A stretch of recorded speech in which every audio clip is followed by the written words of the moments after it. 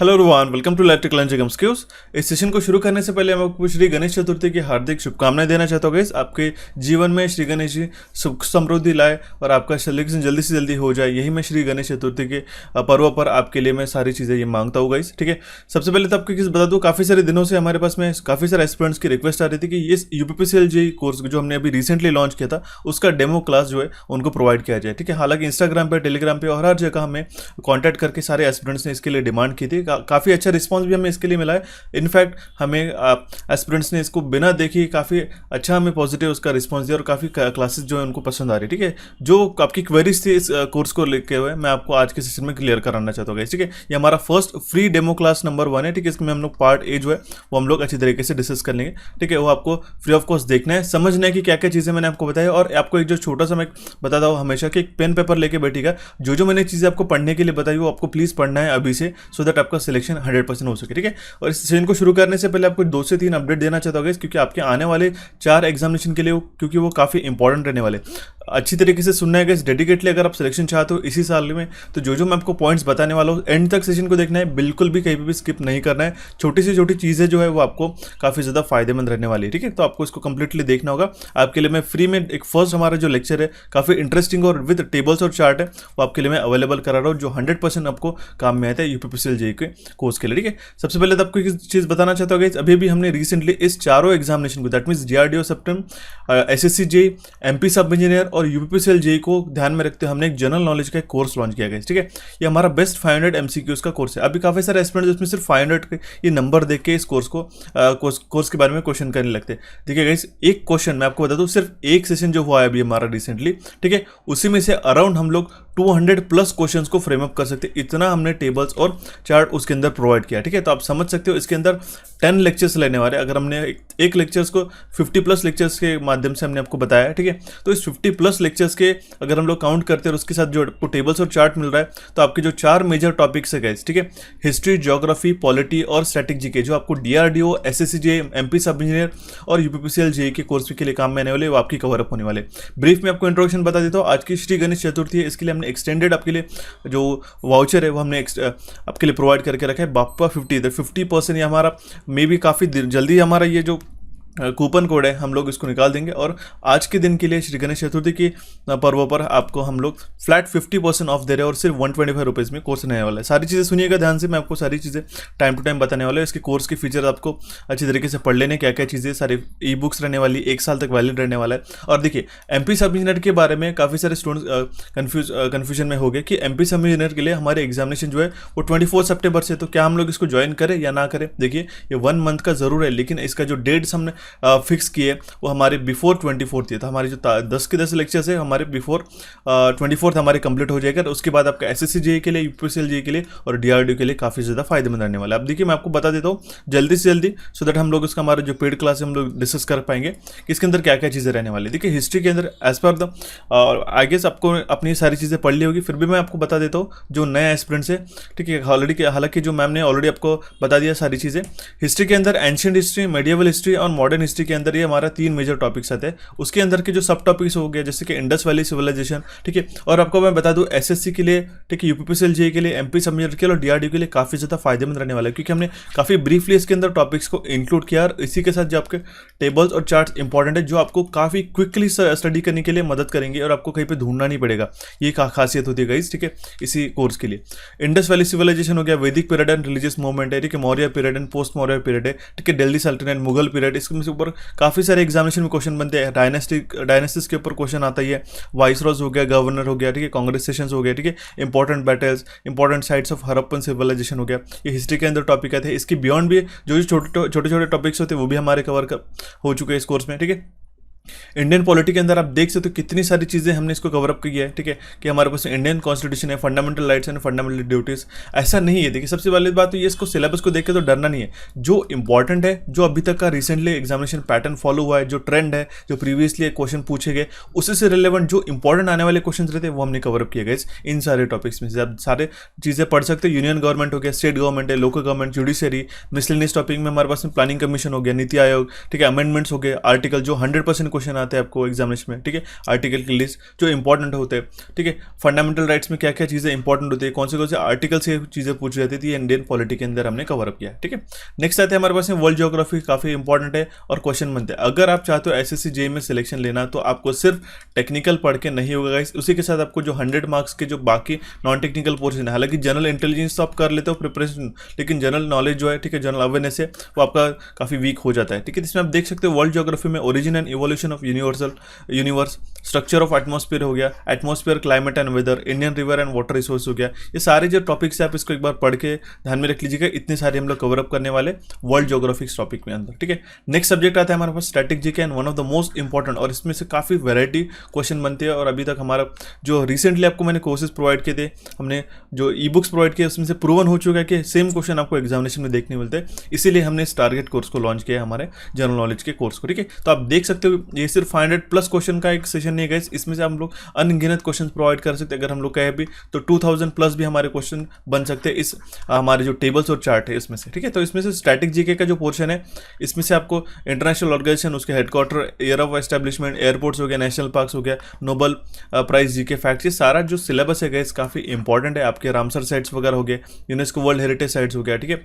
अभी कितना Ramsar site extend हो चुके हैं, ये सारे लेटेस्ट एंड अपडेटेड जो आपको इन्फॉर्मेशन है यहाँ पे आपको देखने को मिलेगा। हालांकि इसके पहले क्या होता है कि रामसर सेट पढ़ लेते, काफ़ी सारे एस्पिरेंट्स के मन में रहता है कि 49 रामसर सेट है, एक्सटेंड हो चुकी है नहीं हो चुकी, तो ये सारी चीज़ें जो है वो अपडेटेड प्रोवाइड कर रहे थे। इसलिए अगर आप पुराना कंटेंट कहीं पे पढ़ते हो गाइस तो उसमें से क्वेश्चन गलत होने के काफ़ी ज़्यादा चांसेस रहते हैं, इसलिए आपको अप टू डेट रहना होगा, ठीक है। तो ये जो कंप्लीट चारों इसका कोर्स है गाइस, हमने सिर्फ आपको 125 रुपीज़ में आज के दिन के लिए हमने जनरली काफ़ी एक से 2 दिनों के लिए ये एक्सटेंडेड हमने कोर्स का कूपन कोड लगा के रखा है, बप्पा 50, फ्लैट 50% आपको इस ये कूपन कोड आपको प्रोवाइड कराएगा।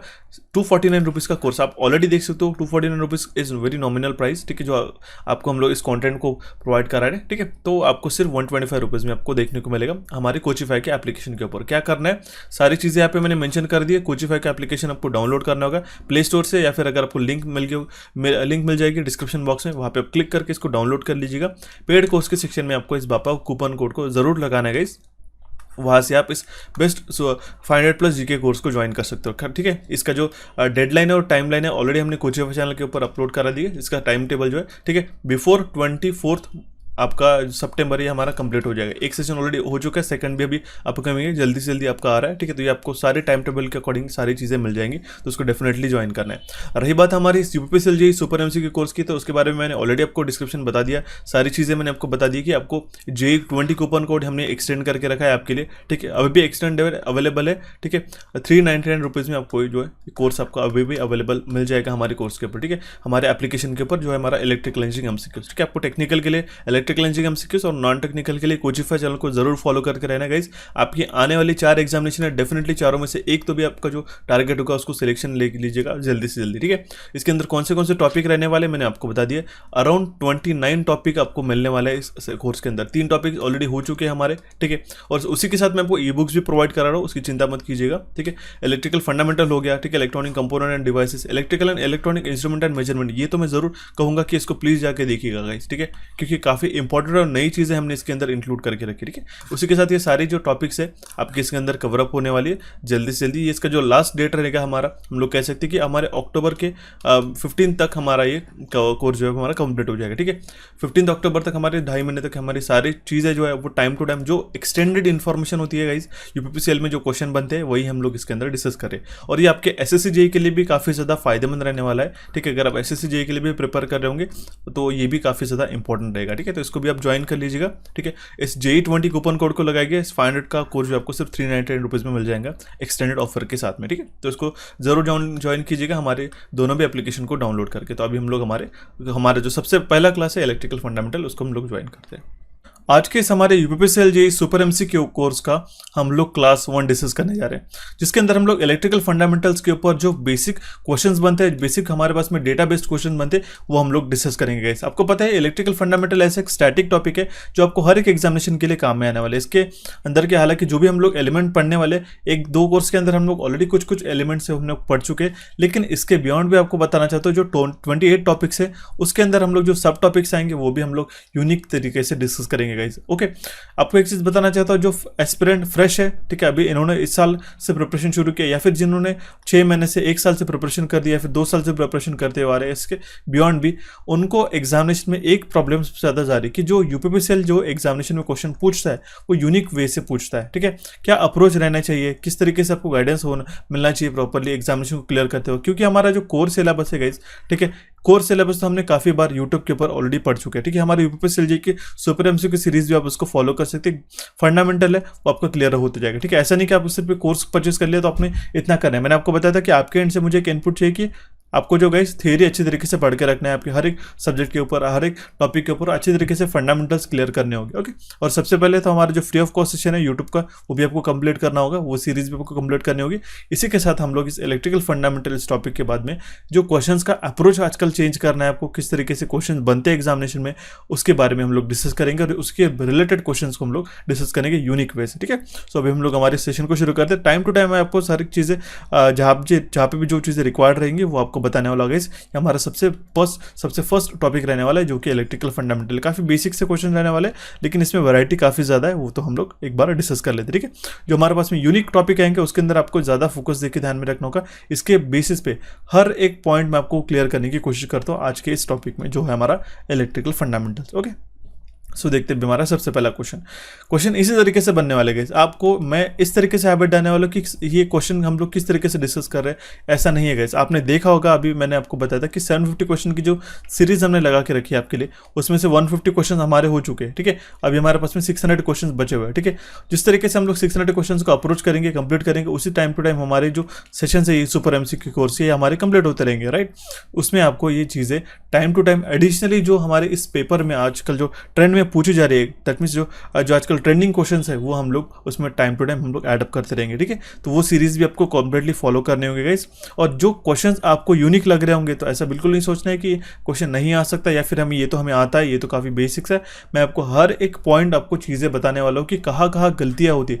अगर आपने गलतियों को रेक्टिफाई कर लिया तो आपका सिलेक्शन हो से कोई नहीं रोक सकता, ठीक है। तो ये सारी चीज़ें जो है बातें आपको जो मैंने आपको बताई वो ध्यान में रखनी होगी।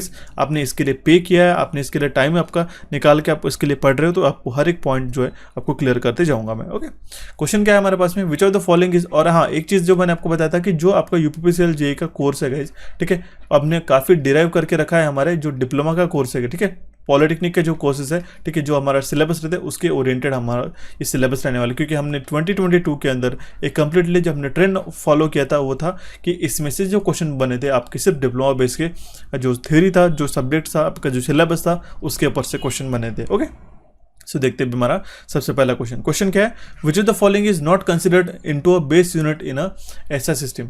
एसआई सिस्टम के अंदर हमारा एक बेस यूनिट में कौन सा कंसिडर नहीं किया जाता। काफ़ी सारे क्वेश्चन हम लोग आज नॉट बेस्ड करने वाले देखने वाले हैं, क्योंकि मैंने आपको ऑलरेडी बता चुका हूँ कि जो एग्जामिनेशन में पूछा जाता है वो हम लोग करते हैं। ऐसा नहीं कि हमने 4 ऑप्शन दे के रखे और हमने एक ऑप्शन सिलेक्ट करके हमने हमारा आंसर जो है करेक्ट मार्क कर लिया, नहीं, बिल्कुल ऐसे क्वेश्चन आपको आजकल के एग्जामिनेशन में देखने को मिलता है और वही हमने इसको आपके लिए फ्रेम अप किया।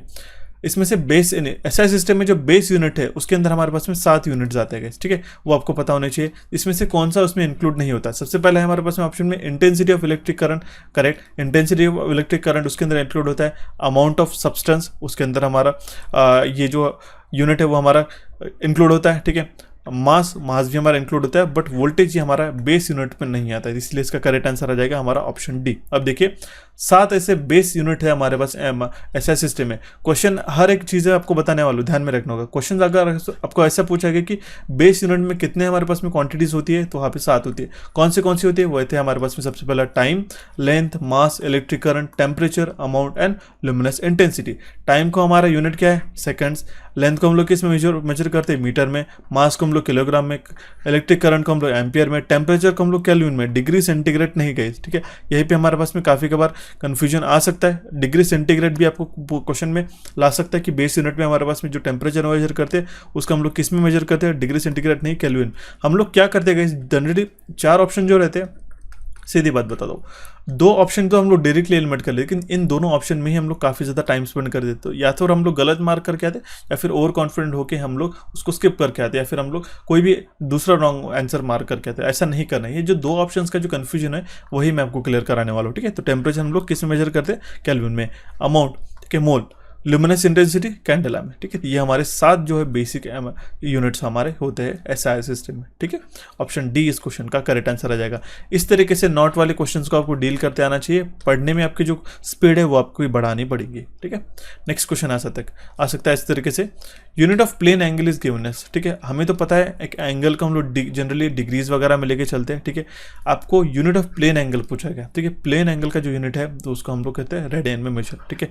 यहाँ पे डिग्रीज है, रेडियन है, तो हमारे पास ऑप्शन में इस तरीके से भी गिवन है बोथ ए एंड बी। तो हम लोग एक तो ऑप्शन काफ़ी सारे चांसेस बन सकते हैं कि both a and b mark करें या फिर हम लोग डिग्रीज मार्क करके आएंगे, लेकिन प्लेन एंगल का जो यूनिट होता है रेडियन गाइस, ठीक है। ध्यान में रखना होगा, ऑप्शन बी इस क्वेश्चन का करेक्ट आंसर आ जाएगा। और अगर आपको सॉलिड एंगल पूछा गया तो वो होता है हमारा स्टेरेडियन, ओके, वो होता है हमारा स्टेरेडियन।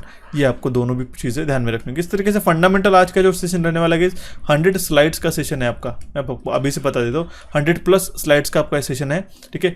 इस तरीके से आपको जो बेसिक अप्रोच होना चाहिए, एक नया स्टूडेंट के लिए भी एक इनिशियल शुरुआत होगी इस सेशन से कि किस तरीके से पढ़ाई की जाती है, क्या क्या बेसिक फंडामेंटल होते हैं उनकी भी क्लियर हो जाएगी, और जिन्होंने ऑलरेडी पढ़ के रखा होगा उनकी काफ़ी अच्छी तरीके से रिवीजन भी इस सेशन के अंदर हो सकी। लेकिन मैं आपको चैलेंज के साथ बताता हूँ कि ये जो आपको आज के सेशन में कुछ जो पॉइंट आपको बताने वाला, कुछ आपको यूनिक भी लग सकते हैं, ठीक है। तो वो आपको ध्यान में रखने होंगे specifically exam point of view, okay. अब देखिए कुछ इंपॉर्टेंट आप लोग टेबल्स को डिस्कस कर लेते हैं। सबसे पहले हमारे पास important quantity and its unit, ये आपको ध्यान में रखना होगा। हमारे पास में क्या क्या है हमारे पास, सबसे पहले तो कूलम किसका यूनिट है, ये हमारा चार्ज का, ठीक है। इसका डेरिवेशन कैसा होता है, एम्पेयर इनटू सेकंड्स। अब देखिए एग्जामिनेशन में ऐसा नहीं पूछेगा आपको अभी कि आगे आने वाले 2023 के एग्जामिनेशन में, ठीक है, 2023 के एग्जामिनेशन में, 22 के एग्जामिनेशन में ऐसा नहीं पूछेगा कि डायरेक्टली हमारे पास में कूलम का, दैट मीन्स चार्ज का यूनिट क्या है, कूलम है, ओके, बिल्कुल ऐसा नहीं। ये हमको डेरिवेशन पूछ सकता है, एम्पियर सेकंड्स है, ठीक है, एम्पियर स्क्वायर पर सेकंड है, एम्पियर पर सेकंड्स है, ठीक है, या फिर एम्पियर पर सेकंड स्क्वायर, ऐसे ही ऑप्शन रहते हैं। आप देखिए मुझे बताओ, एम्पियर सेकंड, ठीक है, एम्पियर स्क्वायर सेकंड, ठीक है, एम्पियर पर सेकंड, या फिर हमारे पास में एम्पियर पर सेकंड स्क्वायर, ऐसे ऑप्शन में हम लोग कंफ्यूज हो जाते हैं, ठीक है। तो ध्यान में रखना होगा एम्पियर सेकंड, इसका एक डेरिवेशन होता है फैराड। ये फैराड इसका किसका यूनिट है, ये हमारे पास में कैपेसिटेंस का, जो हमारे पास में कैपेसिटर रहता है, ठीक है, इसका जो यूनिट है ये वो हमारे पास है फैराड। हम लोग फैराड में मेजर करते हैं, तो उसको हम लोग किस तरीके से डिराइव करते हैं, ampere second divided by volt, ampere second divide by volt. अब इसमें सबसे ज़्यादा इंपॉर्टेंट क्या है, हमारा डेरिवेशन, यही आपको एग्जामिनेशन में आजकल पूछा जाएगा। इतना तो आपको पता होना ज़रूरी है, लेकिन ये तो आपको एडिशनली पता होना ज़रूरी है। ये जो राइट साइड का सेक्शन है, ठीक है। इंडक्टेंस को हम लोग किस तरीके से मेजर करते हैं, हेनरी में मेजर करते हैं, ये तो सभी को पता है, सिंपल है, ठीक है। ये कॉमन एस्पिरेंट्स को भी पता रहता है कि इंडक्टेंस का हमारा यूनिट क्या होता है, हेनरी होता है, ओके।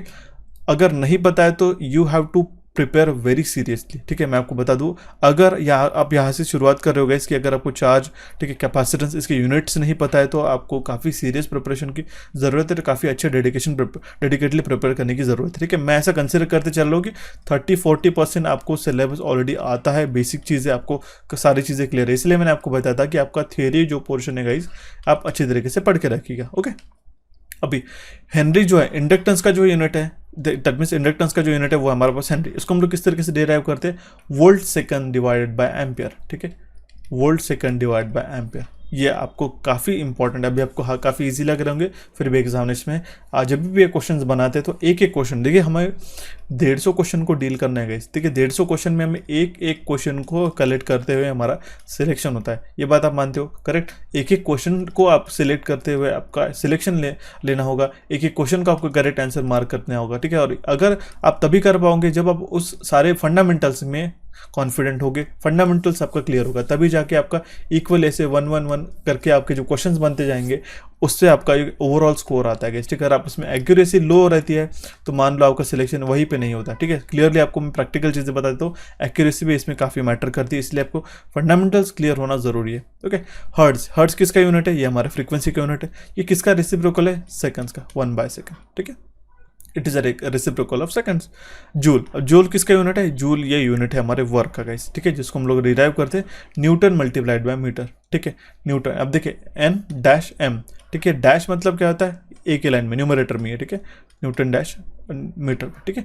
अगर न्यूटन पर मीटर में आता है ये गलत हो जाता है, ठीक है। पर और डैश में आप समझने की कोशिश कीजिएगा, न्यूटन इंटू मीटर, ओके, ये होता है हमारा इसका डेरिवेशन वर्क का। रेजिस्टेंस आपको पता ही है, ओम से हम लोग मेजर करते हैं, ठीक है। Volts divide by ampere, voltage भी आपको पता है, पावर इज वोल्ट, ठीक है। जूल्स पर सेकंड होता है, ठीक है, जूल्स पर सेकंड, ठीक है। जूल्स सेकंड भी अगर आपको ऐसा क्वेश्चन आ सकते हैं, यूनिट ऑफ पावर है, हम लोग खुश हो जाते हैं, ठीक है। जूल्स सेकंड हम लोग डायरेक्टली दिख लेते हैं, लेकिन क्या वो जूल्स पर सेकंड है या फिर जूल्स सेकंड है, ठीक है। सबसे पहले जो ऑप्शन ए में रहता है ये जूल सेकंड ही रहता है, ठीक है, इस तरीके से। उसके बाद में आता है जूल्स पर सेकंड, तो हम लोग काफ़ी बार कन्फ्यूज हो जाते हैं जूल्स पर सेकंड या फिर जूल्स सेकंड है। बेसिक हमारे एग्जामिनेशन में जो पीयर प्रेशर रहता है हमें एग्जामिनेशन को सॉल्व करने का, उसमें काफ़ी बार ये दिक्कतें आ सकती है हमें, ठीक है। तो ये इंपॉर्टेंट क्वांटिटी जो है आपको पता होना जरूरी है। इसके बियॉन्ड भी आपको बताने वाला हूं। अभी हमारा कुछ खत्म नहीं हुआ, आप चिंता मत कीजिएगा, काफ़ी सारी चीज़ें हमारे पास में और भी पढ़ने के लिए है, ठीक है। वो भी आपको पढ़नी होगी, एक एक क्वेश्चन, देखिए एक एक क्वेश्चन के लिए एक एक मार्क के लिए, ठीक है, 1 से 2 क्वेश्चन भी आते हैं, उसके लिए आपको ये सारी चीज़ें प्रिपेयर करनी होगी, ओके। इसलिए हम लोग ये 2.5 महीने का एक कोर्स लेके आया आपके लिए डेडिकेटली। अब देखिए इसमें हमारे पास में फ्रीक्वेंसी का हमने देख लिया, ठीक है। ये यहाँ पे जो मैंने मेंशन करके रखा है ये हमारे पास ऐसा यूनिट्स है डिराइव किया गया है इलेक्ट्रिकल इंजीनियरिंग में, पर्टिकुलरली इलेक्ट्रिकल इंजीनियरिंग में। उसके बाद में हमारे पास में आने वाला है जनरल एप्लीकेशन इन इंजीनियरिंग और मैकेनिक्स और हीट एंड इलेक्ट्रिसिटी में, क्योंकि वहाँ से भी आजकल यूपीपीसीएल क्वेश्चन पूछने लग गया है, तो वो भी आपको पता होना जरूरी है, ओके। अब देखिए फ्रीक्वेंसी का हमने देख लिया, यहाँ पे हमारे पास में नेम है, सिंबल हम लोग कौन सा यूज़ करते हैं, उसका एक्सप्रेशन क्या है, और एक्सप्रेशन इन टर्म्स ऑफ, ठीक है, in terms of SI base unit में, ये आपको पता होना जरूरी है। कुछ कुछ पॉइंट में आपको एग्जामिनेशन में क्वेश्चन बन सकता है, अगर एक भी क्वेश्चन बनता है और ये आपको छूट जाता है गाइस, तो आपका सिलेक्शन के लिए काफ़ी आप दूर चले जाते हो। तो इसका हर एक चीज़ें आपको पता होना जरूरी है। फोर्स का हम लोग किसका जो क्वांटिटी हमारी, इसका यूनिट क्या है, न्यूटन है, okay. Pressure, stress, pascal. Energy, work, quantity of heat joule में हम लोग मेजर करते हैं। पावर, रेडियंट फ्लक्स, वाट में मेजर करते हैं। Quantity of electricity, electric charge हम लोग कूलम में मेजर करते हैं। पोटेंशियल डिफरेंस हो गया, इलेक्ट्रिक पोटेंशियल हो गया, या फिर ईएमएफ, इलेक्ट्रोमोटिव फोर्स हम लोग वोल्ट में मेजर करते हैं, ठीक है। W/A, ठीक है। कूलम हम लोग किस तरीके से लिखते हैं, एम्पियर सेकंड्स, ठीक है। जूल्स पर सेकंड हमारा वाट रहता है, इस तरीके से आपको पता होना चाहिए। इलेक्ट्रिक कैपेसिटेंस फैराड में मेजर करते हैं। रेजिस्टेंस ओम्स में मेजर करते हैं, ठीक है, ओके। कंडक्टेंस सीमेंस में मेजर करते हैं, ओके। अब मैग्नेटिक फ्लक्स वेबर में मेजर करते हैं, ठीक है, वोल्ट सेकंड हो गया। मैग्नेटिक फ्लक्स डेंसिटी हो गया, टेस्ला में वेबर पर मीटर स्क्वायर होता है। अदर एक्सप्रेशन, ठीक है, अदर हमारा इसका जो यूनिट है वो भी हम लोग यहाँ पे मेंशन करके रखा है। सेल्सियस टेम्परेचर डिग्री सेंटीग्रेड में होता है, ठीक है, जनरली, या फिर हम लोग केल्विन में मेजर करते हैं जो बेस यूनिट में आता है। इंडक्टेंस, लुमिनस फ्लक्स हो गया, इल्यूमिनेंस हो गया, activity, absorb, dose and dose equivalent, ठीक है। तो ये आपको सारे जो यूनिट्स है ये आपको पता होना चाहिए। ये इलेक्ट्रिकल इंजीनियरिंग पर्सपेक्टिव में इतने इंपॉर्टेंट है, ये तो आपको पता ही होना चाहिए, ज़रूरी है, ओके। अब नेक्स्ट हमारे पास में क्या आता है, ये आता है हमारे पास में SI derived unit in of a general, SI derived unit of a general application in engineering, okay. ये आपको सारी चीज़ें मैं आपको इतना प्रिसाइजली देने की कोशिश कर रहा हूँ, जितना हमें लग रहा है, जितना आपको एग्जामिनेशन में क्वेश्चन जहाँ से बन सकते हैं वो आपको प्रिपेयर करने होंगे, ठीक है। अगर हम लोग हर एक क्वांटिटी का क्वेश्चन बनाते जाएंगे, what is unit of this and what is unit of that, तो इससे आपका कंफ्यूजन तो बढ़ेगा ही बढ़ेगा। आपको दिल को तसल्ली मिलेगी कि हाँ हमने 10,000 प्लस 1000 प्लस 10,000 प्लस क्वेश्चंस को पढ़ लिया। लेकिन क्या आप मुझे बताओ, क्या ज़रूरी है कि इसमें से 150 क्वेश्चन एज इट इज़ आना, कि हमारे पास एक प्रोबेबिलिटी लगा रहे हो? नहीं, ये तो अप्रोच गलत है गाइस आपका, ठीक है। आपको कॉन्सेप्ट अगर आपके बिल्डअप होते हैं हर एक पॉइंट टू पॉइंट, तो चाहे वो 150 मार्क का पेपर हो, चाहे वो 100 का हो, चाहे वो 500 मार्क का क्वेश्चन पेपर क्यों ना हो, 500 क्वेश्चंस का, वो आपको कॉन्सेप्ट के बेसिस पे ही सॉल्व करना रहता है, ठीक है। अब देखिए जनरल एप्लीकेशन में क्या होता है हमारे पास में, एंगुलर वेलोसिटी रेडियन पर सेकंड में मेजर करते हैं। एंगुलर एक्सेलरेशन वो हम लोग रेडियन पर सेकंड स्क्वायर में मेजर करते हैं, ठीक है, ओके। रेडियन इंटेंसिटी वाट पर रेडियन, ऐसे ही यूनिक जो पॉइंट्स होते हैं यही आपको तो ध्यान में रखने हैं। इसीलिए तो हमने ये कोर्स को डेवलप किया है कि आपको यूनिक पॉइंट्स के ऊपर ज़्यादा ध्यान देना है, ठीक है। कोर प्लस यूनिक मतलब सिलेक्शन, ठीक है। कोर प्लस यूनिक मतलब सिलेक्शन, आप ध्यान में रख लीजिएगा। आज से हमारा फॉर्मूला बनने वाला है। कोर हमने पढ़ लिया, यूनिक क्वेश्चंस को हम लोग टारगेट करेंगे, यूनिक अप्रोचेस को, डेफिनेटली सिलेक्शन होने से कोई नहीं रोक सकता, ओके। एरिया, वॉल्यूम हो गया, वेलोसिटी हो गया, एक्सेलरेशन, वेव नंबर, डेंसिटी, ठीक है, कॉन्सेंट्रेशन, स्पेसिफिक वॉल्यूम, ल्यूमिनेंस, ठीक है, कैंडेला पर स्क्वायर मीटर, कैंडेला पर स्क्वायर मीटर, ऐसे ही यूनिट आपको पता होना जरूरी है, ठीक है। इसके जो सिंबल्स है ये भी आपको पता होना जरूरी है, ठीक है। तो ये टेबल आपको ध्यान में रख लीजिए। इसका ई बुक जो है, क्या आपको इसको नोट्स बनाने, ठीक है, आप नोट्स बनाना चाहते हो तो नोट्स भी बना सकते हो, या फिर इसको ई बुक के माध्यम से आपको प्रोवाइड कर देता हूँ इसी के साथ में, ठीक है, क्योंकि ऑलरेडी मैंने आपको प्रॉमिस करके रखा था इसका ई बुक भी बताना हो। इस सेशन को होने के बाद 1 या 2 दिनों के अंदर इसका ई बुक अपलोड करा दूंगा, सो दैट आप इसको रिवाइज कर सको, ओके। नेक्स्ट आता है हमारे पास में SI derived units used in a mechanics, heat and electricity के अंदर। अब देखिए इसके अंदर आता है हमारे पास में विस्कोसिटी, क्योंकि होता क्या है, डिप्लोमा का जो हमारा सिलेबस है गाइस, ठीक है, डिप्लोमा का सिलेबस है, उसमें जो हमारा सब फर्स्ट सेमेस्टर रहता है वो कॉमन रहता है सबके लिए। ओके, इसमें हमारे पास में कुछ मैकेनिकल्स के भी सब्जेक्ट रहते हैं, कुछ सिविल इंजीनियरिंग के भी सब्जेक्ट रहते हैं, और यही क्या करता है यूपीसीएल आपको एग्जामिनेशन में कंफ्यूज कराने के लिए अलग अलग टॉपिक से क्वेश्चन देता है। तो क्यों ना हम लोग उनके बेसिक्स भी पढ़ ले, सो दैट आपका सिलेक्शन उसमें से भी हो सकता है। ठीक है, अगर आप यूनिक लेके चलते हो तो भी जाके आपका सिलेक्शन होगा गाइस, करेक्ट, क्योंकि कॉमन कोर्स सिलेबस तो हमारे चैनल के ऊपर अवेलेबल है, सो वो तो सभी पढ़ के जा रहे हैं। ठीक है, लेकिन बियॉन्ड भी आपको कुछ एडिशनली जो चीज़ें करनी है, यही हमें यहाँ से आपको सीखना होगा। ओके, देखिए सबसे पहले हमारे पास में विस्कोसिटी है, ठीक है, पास्कल सेकंड हो गया, ठीक है, moment of force newton metre में हो गया, सरफेस टेंशन किस में हम लोग मेजर करते हैं, ठीक है, heat flux density radiance watt per square metre, ठीक है, ये एक यूनिट इंपॉर्टेंट है, heat capacity joules per kelvin, ठीक है, स्पेसिफिक हीट कैपेसिटी, छोटे छोटे जो यूनिट होते हैं, एक मार्क भी अगर दिलाते तो भी हम लोग कहेंगे कि ये हमारा पढ़ने का जो फायदा है, ठीक है, पढ़ना ये सफल हो गया। ठीक है, हमने इसमें एक मार्क भी अगर हम लोगों को इसमें से मिलता है। ठीक है, electric field strength volt per metre में हम लोग मेजर करते हैं गाइस।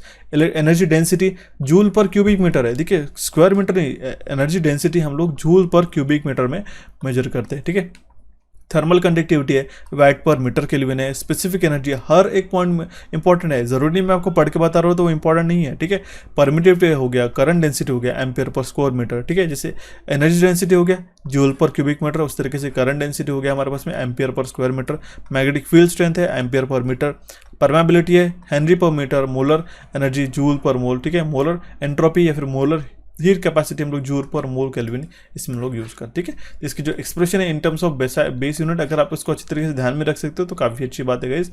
ठीक है, बट आपको बस सिंबल, नेम और क्वांटिटी ये आपको इतना पता होना जरूरी है। Okay, compulsorily. बढ़ते अभी हमारे नेक्स्ट पॉइंट की ओर, देखते हैं हमारा नेक्स्ट क्वेश्चन क्या है।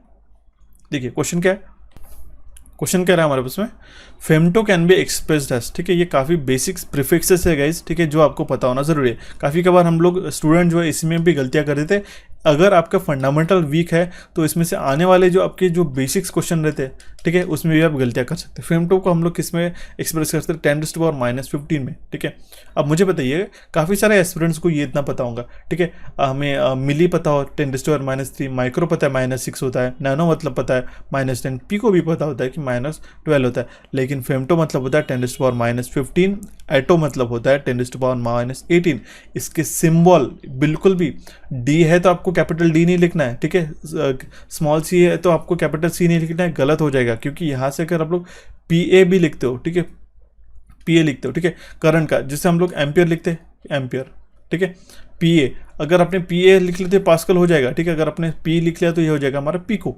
ठीक है, आप देख सकते हो p, small p is defined for a pico, तो आपको सिंबल जो है उसको प्रैक्टिस करना होगा कि आपको उसी केस में भी लिखना है। दैट मीन्स तो कैपिटल या फिर आपको स्मॉल, ठीक है, जो जैसा होगा वो वैसे ही, ठीक है, स्मॉल है तो स्मॉल ही, ठीक है, अगर कैपिटल है तो कैपिटल केस में लिखना होगा। ओके, उसी तरीके से 10⁻18 मतलब होता है एक्सा, 15 मतलब पेटा, 12 मतलब टेरा होता है, 9 मतलब गीगा होता है, 6 मतलब मेगा, ठीक है, आपको मेगा, किलो और हेक्टो तो जनरली यूज़ नहीं करते, मेगा किलो तो हम लोग यूज़ करते, डेका मतलब 10⁻1 ही होता है। ठीक है, तो कुछ एक बेसिक फंडामेंटल था क्वेश्चन, आपको इसमें से क्वेश्चन नहीं आएगा हालांकि, ठीक है, जस्ट आपके इन्फॉर्मेशन के लिए बता दिया, क्योंकि इसमें से कन्वर्जन के लिए काफ़ी बार जो नया स्टूडेंट्स है उनको कन्वर्ट करने के लिए दिक्कत जाती है कि अगर यहाँ पे मिली जूल पूछा गया है फिर मेगा ओम्स बता दिया तो हम लोग काफ़ी बार 10 to 10⁻3 भी कर लेते, नहीं ये 10⁻6 होता है, ऐसी गलतियाँ हो जाती है, इसी को ध्यान में रखते हो, आपको लिए कंसिडर कर किया हुआ है। ओके, नेक्स्ट क्वेश्चन है हमारे पास में, a charge on 1 electron is a dash, ठीक है, is the smallest amount of charge that can exist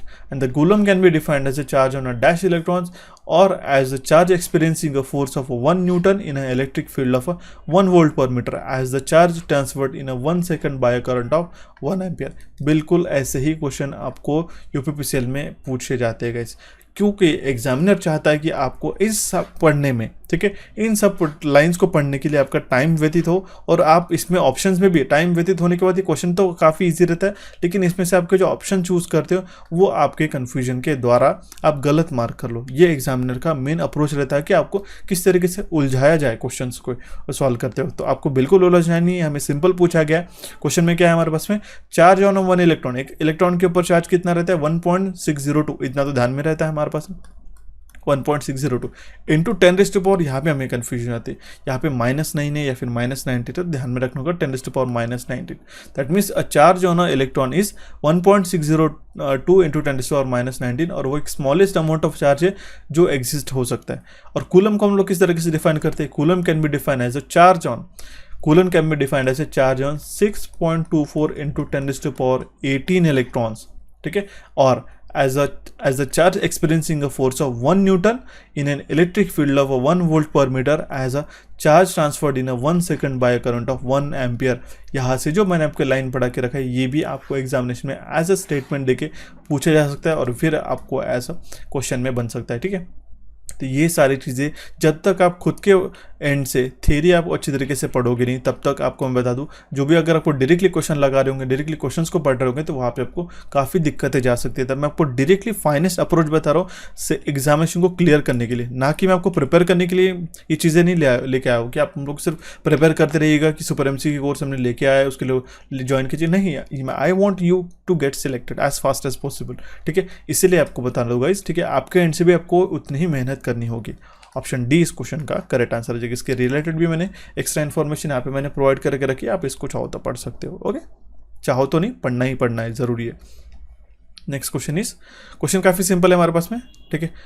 unit of power can be expressed as, ठीक है, हम लोग पावर को किस तरीके से एक्सप्रेस कर सकते हैं? काफ़ी सिंपल है, जूल पर सेकंड, मैंने आपको बताया था जूल पर सेकंड है गाइस, ठीक है, जूल पर सेकंड स्क्वायर नहीं है, जूल पर सेकंड है। ऑप्शन बी इस क्वेश्चन का करेक्ट आंसर आएगा। पावर मतलब क्या है?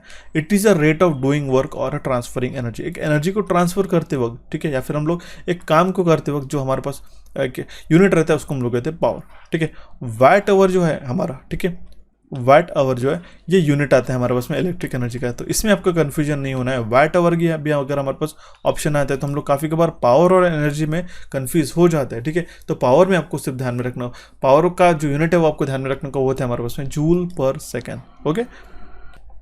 सो बढ़ते अभी हमारे नेक्स्ट क्वेश्चन के। क्वेश्चन क्या है? 1 kilowatt can not be expressed as, ठीक है।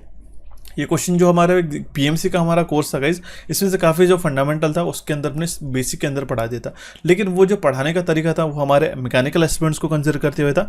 लेकिन अभी आप लोग सारे इलेक्ट्रिकल एस्पिरेंट्स हो, तो उसके अकॉर्डिंगली हम लोग इसमें और भी डिटेल में आपको प्रोवाइड कर सकते हो, बता सकते हो, सो दैट आप उसको ईजिली समझ सकते हो, ओके। तो ये बात आपको ध्यान में रखनी होगी। क्वेश्चन क्या है? 1 kilowatt can not be expressed as, ठीक है। 1 किलोवाट को हम लोग किस तरीके से एक्सप्रेस नहीं कर सकते, नॉट वाला बेस्ड आ गया, ठीक है। 1 किलोवाट को हम लोग 1.34 HP लिख सकते हैं क्या? करेक्ट, ये भी लिख सकते हैं गाइस। 746 वाट, ठीक है, 746 वाट लिख सकते हैं क्या? नहीं गाइस, ये क्या होता है, 1 हॉर्स पावर मतलब क्या होता है? 746 वाट होता है, ठीक है। ये हमें देखने के वक्त क्वेश्चन हम लोग कंफ्यूज हो जाते हैं, ठीक है। 1 किलोवाट मतलब तो ये तो हम लोग पता है कि 1000 वाट होता है, 0.001 मेगावाट भी होता है, ये हम लोग निकाल पाएंगे। हम लोग 1.34 HP और इस हमारे दो ऑप्शन में कंफ्यूज हो सकते हैं। काफ़ी बार कैन नॉट बी एक्सप्रेस हमारे पास ऑप्शन ए में हम लोग गलत मार्क करके आ सकते हैं, बिल्कुल नहीं, यहाँ पे हमारा ऑप्शन बी यहाँ पे करेक्ट आंसर आ जाएगा, ठीक है। इस तरीके से आपको ध्यान में रखने का। 1 किलोवाट आवर मतलब क्या होता है? 1000 यूनिट मल्टीप्लाइड हुआ 1 घंटे के अंदर कितने सेकंड्स रहते हैं? 60 × 60, ठीक है, वाट सेकंड, ये हो जाएगा इसका यूनिट, या फिर हम लोग इसको जूल के नाम से भी उसको हम लोग पुकार, जूल भी हम लोग उसको कह सकते हैं, ओके। अब देखिए हम लोग इसको किस तरह से इक्वेट करेंगे, 36 × 10⁻5 डिवाइड बाय 4.18 करेंगे तो ये हो जाएगा कैलोरीज, ठीक है। या फिर अगर हम लोग इसको 1000 से और डिवाइड करते तो किलो कैलोरी में हो जाएगा, okay. That means 1 kilowatt hour is equal to कितना हो जाएगा? 860 किलो कैलोरी। ये आपको ध्यान में रखना होगा, जो पॉइंट आपको बता रहा हूँ, हर एक चीज़ें इंपॉर्टेंट है, पूरा फाइनेस्ट सेशन आपके सामने में लेके आया होगा इस, ठीक है। इस तरीके से आपको ध्यान में रखना होगा। इसको 1 किलोवाट आवर का हम लोग कितना लिख सकते हैं? 1000 वाट आवर, 1000 × 3600 वाट सेकंड, या फिर हम लोग जूल्स, इस तरीके से भी लिख सकते हो। ध्यान में रखना होगा कि 1 किलोवाट मतलब कितना होता है? 1.34 HP, या फिर 1 HP, और 1 HP मतलब कितना होता है? 746 वाट, ठीक है। यहाँ पे 1 किलोवाट पूछा गया था, लेकिन यहाँ पे 1 HP लिखा है, तो ऐसे कन्फ्यूजन नहीं होना है, ओके। ऑप्शन बी इस क्वेश्चन का करेक्ट आंसर आ जाएगा। मैं आपको चाहता हूँ कि अगर आज का सेशन देख के जितने भी हमारे पास 100+ स्लाइड का सेशन है, ठीक है, इसमें से अगर हम लोग देखते हैं कि 4 से 5 क्वेश्चन भी अगर आपके एक्यूरेट सॉल्व होते हैं, और जितने आते हैं क्वेश्चन उतने भी अगर आप एक्यूरेट सॉल्व कर लेते हैं, हम लोग कह सकते हैं कि 6 से 7 क्वेश्चन अगर भी यहाँ से पूछे जाते हैं, अगर आप उसको 100% एक्यूरेट के साथ सॉल्व कर सकते तो हमारा ये सेशन पढ़ाना आपको सफल रहेगा, ऐसा मैं मानता हूँ गाइस, ठीक है। तो अच्छी तरीके से पढ़िएगा। ऑप्शन बी इस क्वेश्चन का करेक्ट आंसर आ जाएगा। देखते हुए हमारा नेक्स्ट क्वेश्चन काफ़ी सिंपल है, ठीक है। Frequency of DC signal, DC signal को क्या फ्रीक्वेंसी रहती है क्या? नहीं गाइस, डीसी सिग्नल को कोई भी फ्रीक्वेंसी नहीं रहती है, इसलिए इसका करेक्ट आंसर आ जाएगा option A 0।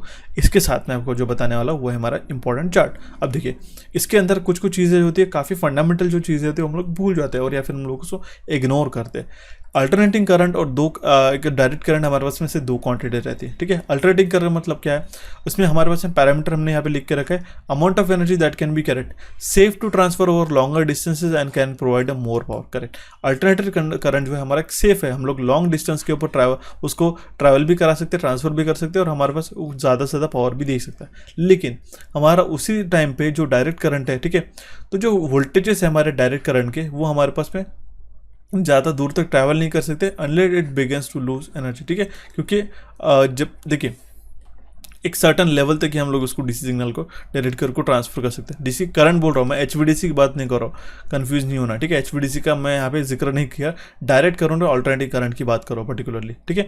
Causes of the direction of flow of electron, ठीक है, क्या कारण होता है कि हमारा उसके अंदर इलेक्ट्रॉन का फ्लो होता है, rotating magnet along the wire. अब देखिए मुझे बताइएगा एक हमारे पास एक वायर है, ठीक है, हमने वायर ले लिया, उसके आजू बाजू हमारे पास एक रोटेटिंग मैग्नेट है, तो उसके कारण क्या होता है वहाँ पे उसके अंदर हमारे पास कंडक्टर के अंदर हमारे पास इलेक्ट्रॉन्स का फ्लो शुरू होता है, जिसके कारण करंट को ईएमएफ इंड्यूस होने के बाद हमारे पास करंट का फ्लो होना शुरू हो जाता है। लेकिन हमारे पास में डायरेक्ट करंट का एक सोर्स क्या है, कॉज क्या है direction of flow of current का, steady magnetism along the wire, okay.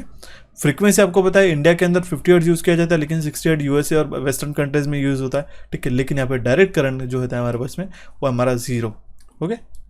Direct current में जो हमारा फ्रीक्वेंसी होता है वो 0 होता है, जो डायरेक्शन रहती है वो रिवर्स होती है अल्टरनेटिंग करंट की, ठीक है, while flowing in a circuit, ठीक है। डायरेक्शन रिवर्स होती है, लेकिन यहाँ पे डायरेक्शन कोई भी रिवर्स नहीं होती। अल्टरनेटिंग करंट में क्या होता है, it is a current of magnitude varying with a time, ये आपको ध्यान में रखना होगा। इसमें से स्टेटमेंट के माध्यम से आपको क्वेश्चन बन सकता है, फंडामेंटल है। जो अल्टरनेटिंग करंट है वो हमारा मैग्नीट्यूड है with varying with a time, और हमारा डीसी करंट जो है it is of a constant magnitude, हमारा कांस्टेंट मैग्नीट्यूड करंट है गाइस, ठीक है। फ्लो ऑफ इलेक्ट्रॉन्स बोला गया है, electrons keep switching direction forward and backward and electron move steadily in one direction और फॉरवर्ड, एक डायरेक्शन में जा सकते हैं या फिर हमारा फॉरवर्ड में।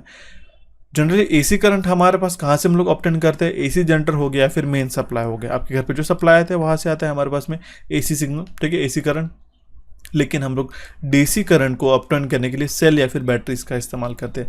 पावर फैक्टर जो है हमारा एसी सिग्नल का रहता है हमारे पास 0 से लेके 1 तक, लेकिन आपको पता होना चाहिए यहाँ पे 0 करके मत आना गाइस, ठीक है। काफ़ी कबार हमने 2-3 एस्पिरेंट्स का पेपर देखा है, ठीक है, काफ़ी सिली सी मिस्टेक थी, हमें ऐसा लगा कि उन्होंने जो पावर फैक्टर था डीसी सिग्नल का वो हमारा 0 मार्क करके आया था, ठीक है। जल्दबाजी में ऐसा हो सकता है, लेकिन ध्यान में रखिएगा हमारा जो पावर फैक्टर था डीसी करंट का इट इज़ ऑलवेज 1। इसके टाइप कौन से रह सकते हैं, अल्टरनेटिंग करंट के वक्त साइनोसाइडल हो गया, ट्रापेजोइडल हो गया, ट्रायंगुलर, स्क्वायर, हो तो हम लोग पढ़ने वाले आने वाले इसमें, ठीक है, ठीक है। ये इसी स्लाइड के अंदर, इसी सेशन के अंदर हम लोगों को पढ़ने वाले हैं, ठीक है। बट यहाँ पे जो टाइप रहने वाला डीसी करंट का वो है हमारा प्योर एंड पल्सेटिंग, ओके। तो ये आपको ध्यान में रखना होगा गाइस। बढ़ते अभी हमारा नेक्स्ट क्वेश्चन की ओर। क्वेश्चन क्या है, identify the incorrect statement from the given option. यहाँ पे हमारे पास कुछ 4 ऑप्शन बताए गए, इसमें से इनकरेक्ट स्टेटमेंट हमें पूछा गया है, ओके। इनकरेक्ट स्टेटमेंट हमारा क्या होगा, क्वेश्चन क्या कह रहा है हमारे पास में, इसमें से इनकरेक्ट स्टेटमेंट हमें पता करना है। अब देखिए हम लोग जानबूझ के इसी तरीके के क्वेश्चन की प्रैक्टिस कर रहे हैं सो दैट आपको एक के साथ 4 ऑप्शंस को पढ़ने की आदत हो सके, ओके। हम लोग सिर्फ ऐसा नहीं कि 4 ऑप्शन में से एक ऑप्शन जो करेक्ट है वो मार्क करके आप मूव ऑन करो, ओके। आपको इस तरीके से जो क्वेश्चन बनते हैं इसके साथ आपको 4 ऑप्शन को भी पढ़ने की जरूरत रहती है गाइस, सिंपल है। क्वेश्चन हम लोग पढ़ लेते हैं एक बार, ऑप्शन हम लोग पढ़ लेते हैं। In AC amplitude and polarities are varying continuously, ये स्टेटमेंट करेक्ट है। अल्टरनेटिंग करंट में हमारे पास जो उसका एम्पलीट्यूड है ये था उसका एम्पलीट्यूड, ठीक है, और उसकी जो पोलैरिटी है, ठीक है, ये पॉजिटिव पोलैरिटी हो गया, ये हमारा नेगेटिव पोलैरिटी, ये कंटिन्यूसली वेरी करती है, ये स्टेटमेंट हमारा करेक्ट है। नेक्स्ट हमारे पास में power factor of DC circuit is always 1, जैसे मैंने आपको बताया था कि पावर फैक्टर जो डीसी सर्किट का it is always 1, correct. In case of a DC direction of voltage can be increase और डिक्रीज इजीली, नहीं गाइस, ये आपको ध्यान में रखना होगा। डायरेक्ट करंट के अंदर जो डायरेक्शन है वोल्टेज की हम लोग इजीली इंक्रीज या डिक्रीज नहीं कर सकते, ये स्टेटमेंट हमारा इनकरेक्ट हो जाएगा। फोर्थ भी हम लोग एक बार देख लेते हैं, मेंटेनेंस कॉस्ट जो हमारे पास में एसी इक्विपमेंट की और उसके अप्लायंसेस की वो काफ़ी कम है, ये स्टेटमेंट हमारा करेक्ट आंसर आ जाएगा, okay. Option C will be the correct answer in this case which is incorrect statement, okay. इसी के साथ मैं आपको एक और रिवीजन वाला जो हमारा अल्टरनेटिंग करंट और डीसी करंट का हमारा एक टेबल है वो आपको प्रोवाइड करा देता हूँ, इसको आप अच्छी तरीके से पढ़ लीजिए। हालांकि काफ़ी सिंपल है, जिसके हमने मैं आपको बता दिया कुछ कुछ एक्स्ट्रा पॉइंट्स इसके अंदर हमने ऐड अप कर दिए। देखिए जो प्रीवियस वाला हमारा टेबल था उसके यूनिक है, उसके अलावा भी हमने एक आपको एडिशनल ये टेबल प्रोवाइड करा दीजिएगा, पढ़ लीजिएगा ज़रूर, इंपॉर्टेंट है। ओके, इसमें हमने कुछ इंपॉर्टेंट पॉइंट डाले, जैसे कि हमारा उसमें in case of AC cost of generation is less, ये आपको इंपॉर्टेंट पॉइंट ध्यान में रखना होगा। और डीसी में जो हमारे पास में कॉस्ट ऑफ जनरेशन है ये काफ़ी महंगी हो जाती है, उल्टा है गाइस, ठीक है, ध्यान में रखना होगा। ये से कन्फ्यूजिंग से पॉइंट आपको एग्जामिनेशन में बन सकता है, ठीक है। एसी मोटर जो हमारे पास लेस कॉस्टली रहती है और काफ़ी रोबस्ट रहती है और ड्यूरेबल भी रहती है, हालांकि डीसी मोटर है कॉस्टली भी रहती है और हमारे लेस ड्यूरेबल भी है। AC cannot be use directly for electroplating, ये बात आपको ध्यान में रखना होगा। ओके, एसी जो है अल्टरनेटिंग करंट डायरेक्टली इलेक्ट्रोप्लेटिंग के लिए यूज़ नहीं कर सकते, बट जो डीसी है वो डायरेक्ट इलेक्ट्रोप्लेटिंग के लिए हम लोग इस्तेमाल कर सकते हैं गाइस, ठीक है। ये बात आपको ध्यान में रखना होगी, यूनिक पॉइंट था। ओके, सो देखते हैं हमारा नेक्स्ट क्वेश्चन क्या कह रहा है हमारे पास में, which of the following is not a correct unit of electric potential. Electric potential का इसमें से करेक्ट यूनिट कौन सा नहीं है, ऐसा हमें क्वेश्चन में पूछा गया। इलेक्ट्रिक पोटेंशियल बोला, नॉट का हमारे पास आंसर है, तो हमें चारों भी ऑप्शन पढ़ने पड़ेंगे, ठीक है। वोल्ट है, सिंपल हो जाएगा, ठीक है। वाट पर एम्पियर करेक्ट, वाट मतलब क्या है, P is equal to V into I लिखते हैं, तो वोल्ट मतलब कितना हो जाएगा, P डिवाइड बाय आई, ठीक है।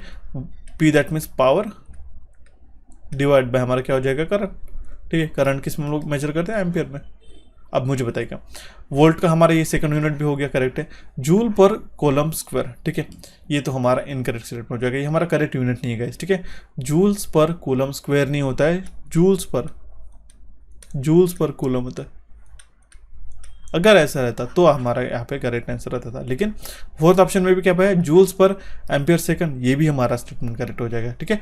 Joules per ampere second. अब मुझे बताइए क्या आप दो ऑप्शंस को इजीली एलिमिनेट कर पाए वीडियो को पॉज करके? हाँ, आपने कर लिया, फटाफट आपने देख लिया कि ये यूनिट है, इसमें से तो ये ऑप्शन नहीं हो सकता, हमारे पास ऑप्शन बी है, सी है।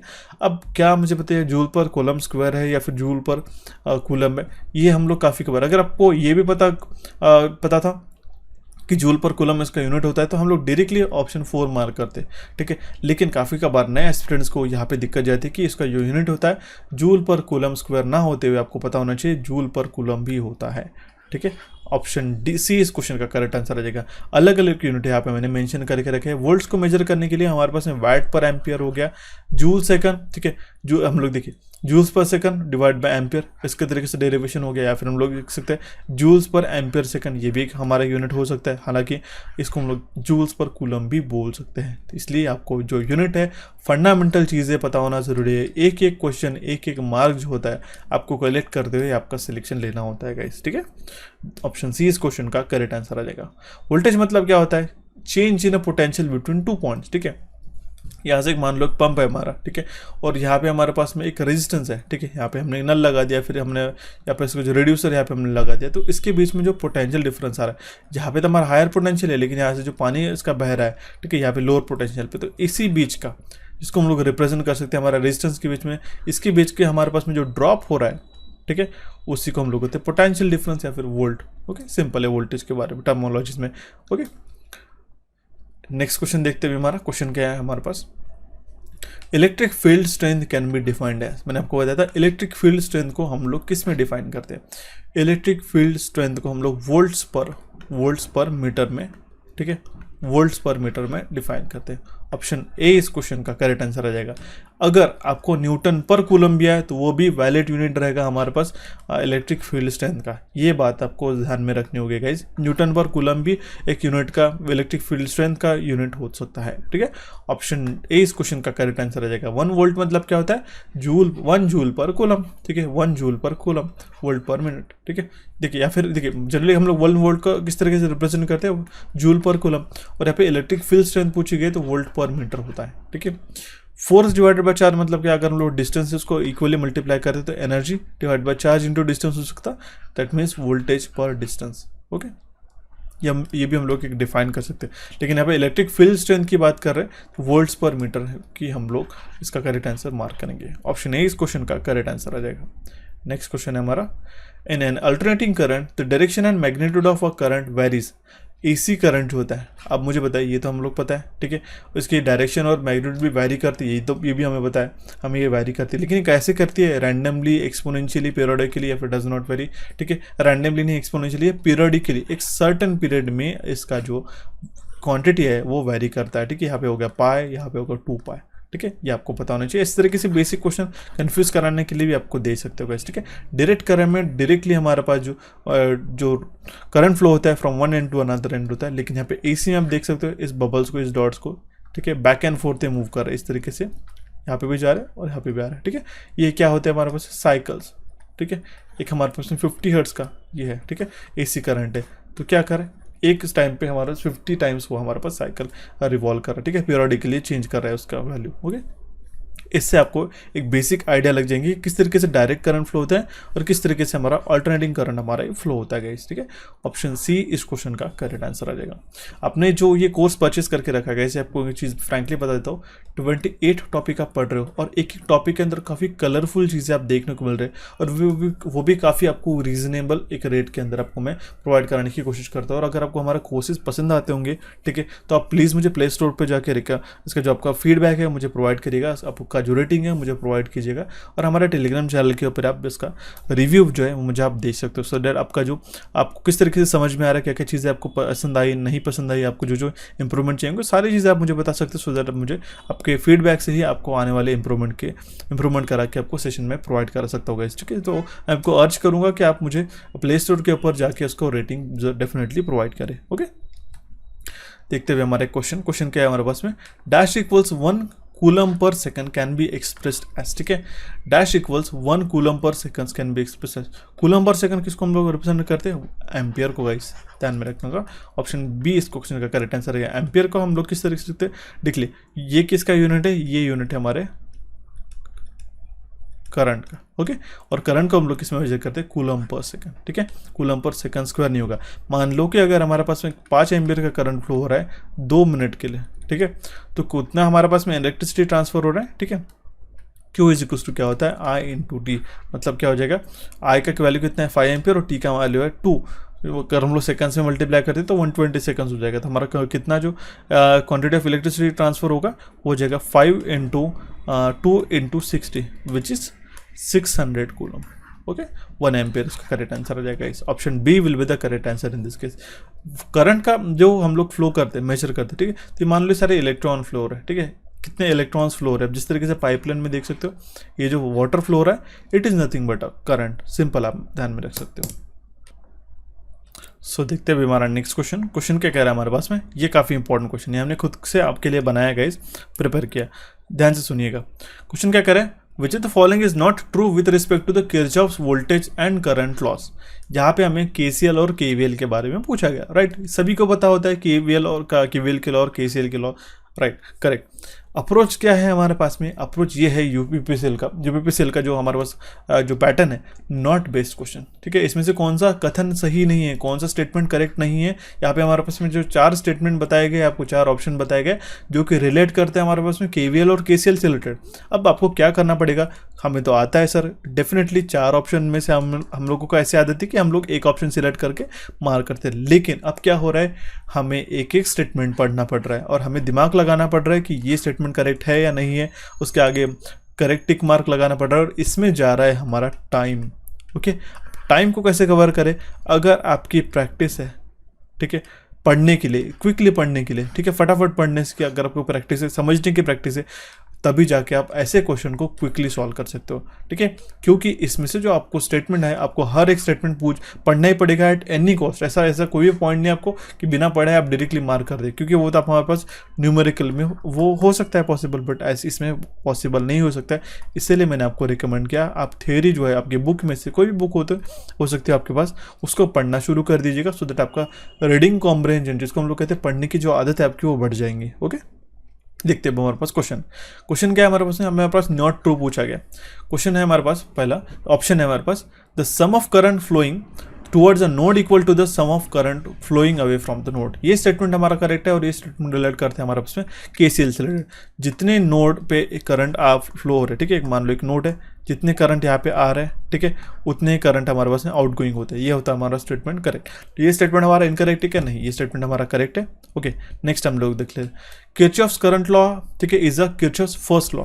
मुझे बताओ क्या KCL जो है कि किरचॉफ्स का पहला लॉ है क्या, ये स्टेटमेंट करेक्ट है, ठीक है। और वो किसके साथ डील करता है, it deals with the conservation of charge entering and living a junction, ये स्टेटमेंट करेक्ट है हमारा कि किरचॉफ्स करंट लॉ है, ये ऑब्वी करता है, ये हमारे पर डिपेंड करता है principle of current entering, that means charge entering and living a junction, ठीक है। KCL का किरचॉफ्स का पहला लॉ डील करता है कंजर्वेशन ऑफ, ठीक है, conservation of charge entering and living the junction, ये स्टेटमेंट हमारा करेक्ट हो जाएगा। नेक्स्ट हम लोग एक बार देख लेते हैं, Kirchhoff's voltage law state that in a closed circuit और अ मेश, आपको हर एक पॉइंट आपको अच्छे तरीके से पढ़ना है, क्लोज्ड सर्किट और a mesh the algebraic sum of all EMF and algebraic sum of all the voltage drop that is product of current and resistance is zero, ये स्टेटमेंट करेक्ट हो जाएगा। एक क्लोज सर्किट के अंदर रखने पास resistance है और बाकी कंपोनेंट्स है, तो उसके अंदर जो हमारे पास में अल्जेब्रिक सम होती है हमारे पास में सारी EMF और उसकी जो वोल्टेज ड्रॉप की वो हमारी जीरो होनी चाहिए, ये स्टेटमेंट करेक्ट है गाइस, ठीक है। नेक्स्ट हमारे पास स्टेटमेंट है, ये तो हम लोग डायरेक्टली मार्क कर सकते हैं लेकिन हम लोग पढ़ के बताएंगे आपको। Kirchhoff's voltage law is a Kirchhoff's second law that deals with the conservation of energy around a open circuit path, ये स्टेटमेंट आपको गलत हो सकता है क्योंकि हमारे पास में ओपन बोला गया है, यहाँ पे आता है हमारे पास करेक्ट, अगर हमारा क्लोज रहता तो हमारा आंसर यहाँ पे करेक्ट रहता था, लेकिन यहाँ पे क्या बोला गया, ये आपको पॉइंट ध्यान में रखना होगा कि केवल वो डिपेंड करता है हमारे पास, ये हमारा किरचॉफ्स का सेकंड लॉ है और हमारा डील करता है conservation of energy around a closed circuit path, ना कि ओपन, इसलिए हमारा ऑप्शन डी जो है वो इनकरेक्ट स्टेटमेंट हो जाएगा, ठीक है, it will not be a correct, okay, option D will be the correct answer in this case, यही आपको प्रैक्टिस करने की ज़रूरत है। इसी के साथ मैंने आपको जो किरचॉफ्स का पहला लॉ होता है विच इज़ KCL, ठीक है, जिसको हम लोग नोडल लॉ भी कहते हैं, ये आपको ध्यान में रखना होगा। अगर आपको स्टेटमेंट में ऐसा भी पूछा गया it is also known as a nodal law, ठीक है, तो वो भी आपको पता होना जरूरी है क्योंकि आपको ऑप्शन में जब तक आपको सारी चीज़ें पता ना हो तब तक ऐसे स्टेटमेंट बेस्ड वाले जो डेटा बेस आते हैं, फैक्चुअल डेटा बेस क्वेश्चन जो बनते हैं उसमें आप मार्क्स नहीं गेन कर पाओगे गाइस, ठीक है। तो ये आपको ध्यान में रखना होगा कि KCL क्या है, it depends upon the conservation of charge, ठीक है। ये हमारा पहला लॉ है किरचॉफ का, ठीक है, summation of all the entering current to a node is equals to summation of all the current leaving that node, ठीक है, जैसे I1 I2 एक नोड पे आ रहा है इज इक्वल्स टू क्या हो जाएगा I1 I3 plus I4 plus I5, जितने इसको करंट इस नोड को करंट का लीव, दैट मीन्स जो नोड से हमारे पास में करंट अवे जा रहा है, ओके, लिविंग द नोड, अब इसका जो ये फंडामेंटली आपको ध्यान में रखना होगा। नेक्स्ट है हमारे पास में Kirchhoff second law, Kirchhoff voltage law जिसको हम लोग कहते हैं या फिर हम लोग उसको कहते हैं मेश एनालिसिस भी कह सकते हैं, ठीक है, ये आपको पॉइंट ध्यान में रखना होगा। That means summation of all the voltage drop in a close loop is zero, ठीक है, या फिर हम लोग कह सकते हैं इट इज, और वो एक और मैं जो आपको बताना चाहता हूँ जो चीज़ है वो किसके ऊपर डिपेंड करता है, कंजर्वेशन ऑफ एनर्जी के ऊपर around a close circuit path, ये सारी चीज़ें फंडामेंटल है, आपको पता होना चाहिए। रिविजन भी आप इसमें से होते हुए रहेंगे, अगर आप नया स्टूडेंट है तो उनको भी ये चीज़ें पता होना जरूरी है, ठीक है, हर एक पॉइंट इंपॉर्टेंट है, ओके। देखते हैं भी हमारा नेक्स्ट इंपॉर्टेंट चीज़ है, अब आपको जो कुछ फंडामेंटल बन सकता है कि स्टार टू डेल्टा कन्वर्जन के ऊपर एग्जामिनेशन में कुछ क्वेश्चन बन सकते हैं, ठीक है, काफ़ी सिंपल होता है स्टार टू डेल्टा कन्वर्जन का, आपको मैं एक बार बता देता हूँ। अब देखिए हमारे पास अगर 3 फेजेस होते हैं या फिर अगर हमारे पास में 3 रेजिस्टेंसेस होते हैं, ठीक है, लाइक दिस, हमने यहाँ पे इम्पिडेंस के फॉर्म में कनेक्ट कर दिया, ठीक है, Z मतलब क्या होता है हमारा इम्पिडेंस, तो अगर हमारे पास में अगर उसका जो एक एंड पे हमने कॉमन कर दिया और तीनों एंड जो है डिफरेंटली हमने इसे छोड़ दिया, ठीक है, तो ये होता है हमारे पास स्टार कनेक्शन, सिंपल है। और अगर हमने उसके एक एंड का दूसरे एंड जो है एक दूसरे के साथ कनेक्ट कर दिया तो जो हमारे पास में एक स्ट्रक्चर फॉर्म होता है उसको हम लोग कहते हैं डेल्टा, दैट मीन्स इस तरीके से डेल्टा रहता है गाइस और स्टार रहता है हमारा इस तरीके से, ओके, ये हमारा नोटेशन है। अब अगर हमारे पास में 3 रेजिस्टेंसेस है इस तरीके से, मान लो you can consider this as a resistance, ठीक है, तो इसको अगर हमने डेल्टा में कन्वर्ट करना होगा तो हमें क्या फॉर्मूला लगाना चाहिए, और डेल्टा टू स्टार में कन्वर्ट करते हुए क्या फॉर्मूला लगाना चाहिए, इसका भी एक शॉर्ट टेक्निक आता है, अगर आपको इसको इक्वल रेजिस्टेंसेस है तो वो आपको आने वाले स्लाइड में बताने वाला हो, ओके। अब देखिए ये उसका वैल्यू हो गया Z1 Z2 और Z3, अगर हमें इसके बीच का अगर डेल्टा फॉर्म करना है, ठीक है, और हमें ये Z12 वैल्यू पता करनी है तो हम लोग किस तरीके से वैल्यू पता करेंगे, Z1, ठीक है, Z1 प्लस Z2, ठीक है, multiply addition of Z1 into Z2 upon Z3, ठीक है, ये आप ध्यान में रख लीजिए इतना वाला साइड का पोर्शन, ठीक है, हालांकि आप इसको कन्वर्ट कर ही सकते हो, ठीक है, जैसे कि Z1 into Z3 Z2 into Z3, ठीक है, और divide by whole opposite like this, कि जैसे हम लोग कर रहे हैं यहाँ पे Z1 into Z2 Z2 into Z3 Z3 into Z1 upon Z3। इस तरीके से भी आप लिख सकते हो, ये भी आपको एक अप्रोच है, लेकिन मैं आपको ये अप्रोच से समझने की कोशिश कर रहा हूँ, क्योंकि समझाने की कोशिश कर रहा हूँ, क्योंकि इससे रिडक्शन हो रहा है इसमें। आपका जो कैलकुलेशन होता है कि मान लो इसका रेजिस्टेंस इक्वल है, आपको ये मल्टीप्लाई करके फिर डिवाइड करना, ये आपको कॉम्प्लिकेटेड चला जाएगा। इसलिए यहाँ का जो अप्रोच है, ठीक है, ये जो फॉर्मूला होता है ये आप लगाएंगे, ठीक है। अगर आपको यहाँ का डेल्टा में निकालना होगा तो आप इन दोनों के एडिशन कर लीजिएगा, और एडिशन किसके साथ करिएगा, Z1 into Z2 upon this. Okay, तो ये बात आपको ध्यान में रखनी होगी गाइस। ओके, जब भी हम लोग स्टार टू डेल्टा कन्वर्जन करते हैं तो आपको इन फॉर्मूलाज को ध्यान में रखना होगा। सिंपल है, आपको कोई भी आपका जो अप्रोच लगा सकते हो तो आप लगा सकते हो गाइस, ठीक है। लेकिन यहाँ पे आप देख सकते हो Z1 प्लस Z2 प्लस इसका इनका जो एडिशन हो जाएगा, ठीक है। अगर आपको बेसिक वैल्यू तो उसमें काफ़ी ईजिली आप क्विकली उसका आंसर निकाल सकते हो। सिमिलरली अगर आपको वो डेल्टा टू स्टार कन्वर्जन करना है, ठीक है, इसके बीच में अगर आपको ये स्टार का जो फैशन है, दैट मीन्स स्टार फैशन में आपको नेटवर्क निकालना होगा, ठीक है। तो मान लो कि Z1 का वैल्यू निकालना होगा तो हम लोग क्या करेंगे, Z1 इंटू Z2, उसके जो एडजेसेंट लिम्स होते हैं, ठीक है, इसके जो एडिशन होते हैं, ठीक है, इसका एडिशन, उसका आपका मल्टीप्लिकेशन करना है डिवाइडेड बाय इन तीनों का एडिशन। काफ़ी सिंपल होता है डेल्टा टू स्टार कन्वर्जन। ये तो हो गया बेसिक फंडामेंटल, आप पढ़ के भी समझ सकते हो। ओके, आपको जो उसकी प्रैक्टिस करनी होगी। इसमें एक बेसिक क्वेश्चन बनता है आपको कि अगर यहाँ पे तीनों का रेजिस्टेंस है 3 ओम्स का, यहाँ पे हमारे पास 3 ओम्स का, और यहाँ पे हमारे पास 3 ओम्स का है। अगर हमारे पास में स्टार कनेक्शन है और इक्वल रेजिस्टेंस है, इसकी कंडीशन क्या रहती है, इक्वल रेजिस्टेंस है, तो जब हम लोग उसको डेल्टा में कन्वर्ट करते हैं तो यहाँ पे इसका रेजिस्टेंस कितना हो जाएगा, डायरेक्टली आप 3 से मल्टीप्लाई कर दीजिए। यहाँ पे आ जाएगा 9 ओम्स, यहाँ पे आ जाएगा 9 ओम्स, यहाँ पे 9 ओम्स, ठीक है। और अगर यहाँ पे 9 ओम्स है और अगर आपको पूछा गया कि इसका इक्विवेलेंट स्टार रेजिस्टेंस में स्टार नेटवर्क में किस तरीके से हो जाएगा, तो सिंपली आपको डिवाइड कर देना है 3 से। तो इसका जो डिवाइड करोगे 9 डिवाइड बाई 3 ओम्स का वैल्यू आ जाएगा। काफ़ी बेसिक सी शॉर्ट टेक्निक थी और काफ़ी बार मैंने ऑलरेडी एग्जामिनेशन में आप हमारे सेशंस के वक्त आपको ये बता भी दिया, लेकिन नए एस्पिरेंट्स के लिए आपको ध्यान में रखना होगा। देखते हैं, हमारे पास एक क्वेश्चन है, ठीक है। इस तरीके से क्वेश्चन आपको एग्जामिनेशन बन सकते हैं और मैं आपको जानबूझ के इसकी प्रैक्टिस करा रहा होगा। हम लोग थोड़ा सा नेटवर्क के ऊपर नेटवर्क थ्योरम्स होते हैं उसके क्वेश्चन किस तरीके से बन सकते हैं। हालांकि इसमें जो देखिए अप्रोच जो होने वाला है आपका एग्जामिनेशन में, मैं आपको बता देता हूँ, ठीक है। अप्रोच जो होने वाला है एग्जामिनेशन में, आपको सेम टाइप ऑफ सिलेबस आपको फॉलो करना है, आपको यूनिक आपको अप्रोच रखना होगा, ठीक है। अलग अलग जो डिफरेंट टॉपिक्स होते हैं, क्या फिर किस तरीके से क्वेश्चन बन सकते हैं, ये आपको मैं आज के सेशन में बता रहा हूँ गाइस। ओके, जब क्वेश्चन में क्या पूछ रहे हैं, विच is the following statement regarding Thevenin's theorem is incorrect. अभी हमें क्या पूछा गया, थेवेनिन्स थ्योरम हमें बताया गया है, इसमें से कौन सा स्टेटमेंट इनकरेक्ट है ये भी पूछा गया है। हमें सारी चीज़ें पढ़ ली होगी फटाफट, क्योंकि आपने देखा होगा कि इस तरीके से क्वेश्चन अभी रिसेंटली पूछे थे। It's states that a linear two terminal circuit can be replaced by an equivalent circuit consisting of a voltage source VTH in series with a resistance RTH। यहाँ तक करेक्ट है। 2 टर्मिनल सर्किट जो है, linear 2 terminal circuit हम लोग replace कर सकते हैं इक्विवेलेंट सर्किट के साथ, जहाँ पे हमारे पास एक वोल्टेज सोर्स रहेगा और एक सीरीज में उसके रेजिस्टेंस भी रहेगा। यहाँ तक करेक्ट है। जहाँ पे हमारे पास VTH हमारा ओपन सर्किट वोल्टेज हो जाता है और RT जो हमारा इनपुट या फिर इक्विवेलेंट रेजिस्टेंस हो जाता है, ठीक है। When the independent sources are turned on. अब यहाँ पे देख सकते हो कि यहाँ पे क्या बोला गया, independent sources are turn on. नहीं गाइस, यहाँ पे हमारा होना चाहिए था independent sources turn off. Okay, ये हमारे यहाँ पे इनकरेक्ट हो जाए इस छोटे से वर्ड की वजह से। नेक्स्ट हमारे पास सिंपल यहाँ पे सेम लाइन पूछी गई, ठीक है, लेकिन यहाँ पे क्या बताया गया, पैरेलल, ठीक है।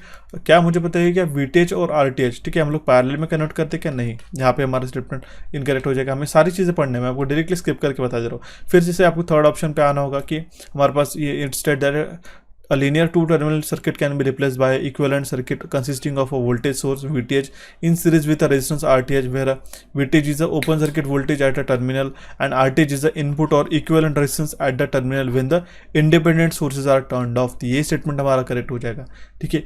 ऐसे ही आपको प्रैक्टिस करनी है एग्जामिनेशन को क्वेश्चन को डील करते वक्त। ओके, नेक्स्ट हमारे पास में यहाँ पे क्या है ऑप्शन में, it states that the two terminal It states that a linear two-terminal circuit can be replaced by equivalent circuit consisting of a current source ITH। current source होता है क्या हमारे पास, नहीं, यहाँ पे हमारा ऑप्शन गलत हो जाएगा। इसलिए हमारा ऑप्शन सी जो है यहाँ पे स्टेटमेंट हमारा करेक्ट आंसर है। हालांकि यहाँ पे करेक्ट चाहिए था, ठीक है, इनकरेक्ट हमने बोला है। Okay, which of the following statement is correct. मैं आपको इसको मार्कअप करके प्रोवाइड कर देता हूँ।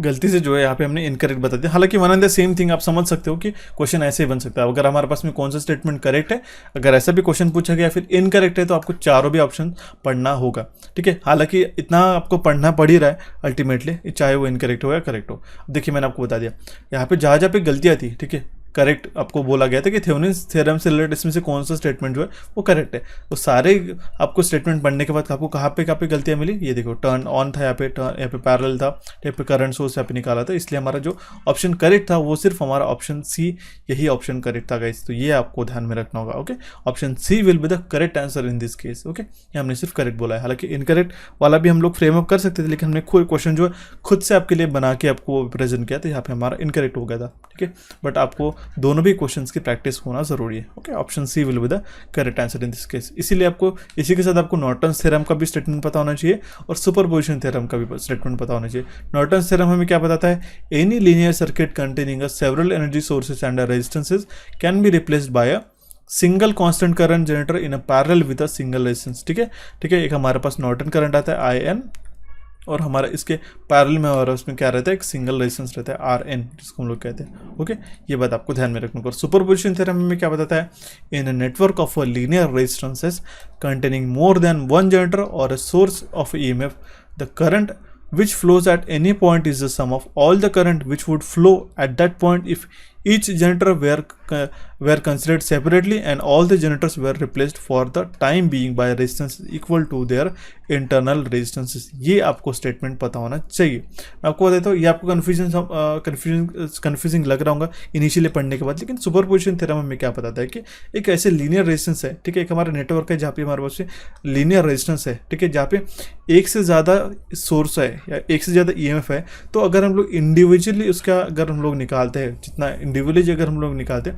वो हमारा सेम ही है। क्या बोला गया है, the current which will flow at any point is the sum of all the current. ठीक है, अगर एक एक सोर्स को हम लोग कंसिडर करते हैं और सारे भी सोर्सेज एक्टिव रहते हैं तो वो इक्वल रहता है, ऐसे में क्वेश्चन में पूछा गया। ठीक है, उसका एडिशन होके वो इक्वल आता है। तो ये होता है हमारे पास सुपरपोजिशन थ्योरम। फंडामेंटल है, इसके बियॉन्ड भी हम लोग काफ़ी चीज़ के बारे में पढ़ सकते हैं, लेकिन हमने इसका जो कोर हमारा फंडामेंटल था वो हमने ऑलरेडी पढ़ चुके हैं। इसके अंदर हमारा जो यूपीपीएससी का यूट्यूब का सीरीज़ है, फ्री ऑफ कॉस्ट, आपको उसको देख सकते हो। इसके बियॉन्ड हम लोग क्या टारगेट कर रहे हैं, हम लोग क्या सिर्फ कोर पढ़ने के लिए आएगा यहाँ पे, नहीं, कोर के लिए नहीं आएगा। इस हम लोग यूनिक अप्रोच और यूनिक टेबल्स और चार्ट के लिए हमने इस कोर्स को ज्वाइन किया, वही मैं आपको बताने की कोशिश कर रहा हूँ। नॉट नेसेसरीली कि हम लोग इसका कंप्लीट थ्योरी हम लोग उसको डिस्कस करेंगे, ये मैंने आपको ऑलरेडी इनिशियली आपको बताया था। वही आपको पता होना ज़रूरी है कि आपका जो कोर है, आप यूट्यूब से हमारे जो सीरीज़ है उससे आपका कंप्लीट कवरअप करेंगे, और जो यूनिक अप्रोच रहने वाला है हम लोग इस कोर्सेज के माध्यम से कवरअप करने वाले हैं। ओके, देखते हुए हमारा नेक्स्ट क्वेश्चन क्या कह रहा है, as per the Thevenin's theorem if internal impedances are not known. ठीक है, थेवेनिन्स थ्योरम के अकॉर्डिंग अगर हमारे पास में इंटरनल इंपेडेंसेस पता नहीं हमें, तो जो इंडिपेंडेंट वोल्टेज और करंट सोर्सेज को हम लोग क्या करेंगे, उसको हम लोग रिप्लेस करेंगे शॉर्ट और ओपन सर्किट से। दैट मीन्स वोल्टेज सोर्स को हम लोग शॉर्ट सर्किट करेंगे और करंट सोर्सेज को हम लोग ओपन सर्किट करेंगे respectively. As per the Thevenin's theorem अगर इंटरनल इंपेडेंसेस जो है वो पता नहीं है, तो हमारे इंडिपेंडेंट वोल्टेज सोर्स को हम लोग क्या करेंगे, रिप्लेस करेंगे शॉर्ट सर्किट से, और करंट सोर्सेज को हम लोग ओपन सर्किट कर देंगे। ओके, ऑप्शन बी इस क्वेश्चन में करेक्ट आंसर आ जाएगा गाइस। सो देखते हैं हमारा नेक्स्ट क्वेश्चन क्या कह रहा है हमारे पास में, which of the following pair is not a valid. इसमें से कौन सी जो पेयर है ऑप्शंस की वो वैलिड नहीं है। ओके, हमारे पास अलग अलग थ्योरम्स यहाँ पे उन्होंने मेंशन करके रखे। Superposition theorem is applicable to linear circuit, Telegen's theorem is applicable to all circuit, Norton's theorem is applicable to linear circuit, and substitution theorem is applicable only to linear circuit। ऐसे हमारे पास में 4 statement हमें पता है। अब मैंने आपको जैसे बताया था कि आपके एंड से आपको थ्योरी पढ़नी है, उससे रिलेटेड आपको जो न्यूमेरिकल्स थे वो भी आपको सॉल्व करते रहने। हालांकि हम लोग रेगुलर सेशन के अंदर उसको सॉल्व करेंगे, लेकिन आपको अप्रोच किस तरीके से ध्यान में रखना होगा इस यूपीपीएससी के एग्जामिनेशन में। आप देखिए इसमें से कौन सी वैलिड पेयर नहीं है, ऐसे क्वेश्चन में पूछा गया। अब देखिए सुपरपोजिशन थ्योरम जो है वो लीनियर सर्किट के लिए एप्लीकेबल है, ये तो हमें पता है, करेक्ट है। टेलेंजर्स थ्योरम जो है एप्लीकेबल है सारे सर्किट के लिए, ये भी स्टेटमेंट हमें पता होना चाहिए, करेक्ट है। नॉर्टन थ्योरम जो है एप्लीकेबल है लीनियर सर्किट के लिए, करेक्ट। क्या ये लेकिन सब्स्टिट्यूशन थ्योरम सिर्फ अप्लीकेबल है लीनियर सर्किट के लिए? नहीं, ये linear as well as non linear circuit के लिए भी अप्लीकेबल होता है। इसलिए हमारा स्टेटमेंट जो है वो इनकरेक्ट हो जाएगा, ये वैलिड नहीं रहेगा। ऑप्शन डी इस क्वेश्चन का यहाँ पे करेक्ट आंसर आ जाएगा। इसी के साथ मैंने आपको जहाँ पे जो इंपॉर्टेंट टेबल मेंशन करके रखा है ये आपको पढ़ना होगा, कि जिसमें हमारे पास superposition, Thevenin, Norton, maximum power, Tellegen's और सब्स्टिट्यूशन थ्योरम जो कौन से सर्किट के लिए एप्लीकेबल है ये आपको यहाँ पे मिल जाएंगे। ओके, इस ऑप्शन डी इस क्वेश्चन का करेक्ट आंसर आ जाएगा। देखते हुए हमारा नेक्स्ट क्वेश्चन क्या है हमारे पास, identify the incorrect statement among the given statement. हमारे पास में 4 स्टेटमेंट है, इसमें से इनकरेक्ट स्टेटमेंट हमें पूछा गया। सिंपल सा है, हमारे पास में वोल्टेज और करंट सोर्सेज के माध्यम से करंट सोर्सेज के जो बारे में इंफॉर्मेशन यहाँ पे मैंने मेंशन करके देखिए पढ़ते हैं हम लोग। A current source that supplies a constant current, ठीक है। देखिए आइडियल करंट सोर्स क्या होता है? A current source that supplies a constant current no matter whatever the load resistance और impedance is known as a ideal current source. Correct है, ये statement correct है कि आइडियल करंट सोर्स को हम लोग उसी को मानते हैं कि वो एक कांस्टेंट करंट उसको फीड करे, चाहे जितना भी रेजिस्टेंस हो, ठीक है, या फिर इंपेडेंसेस हो। ये स्टेटमेंट हमारा करेक्ट हो जाएगा।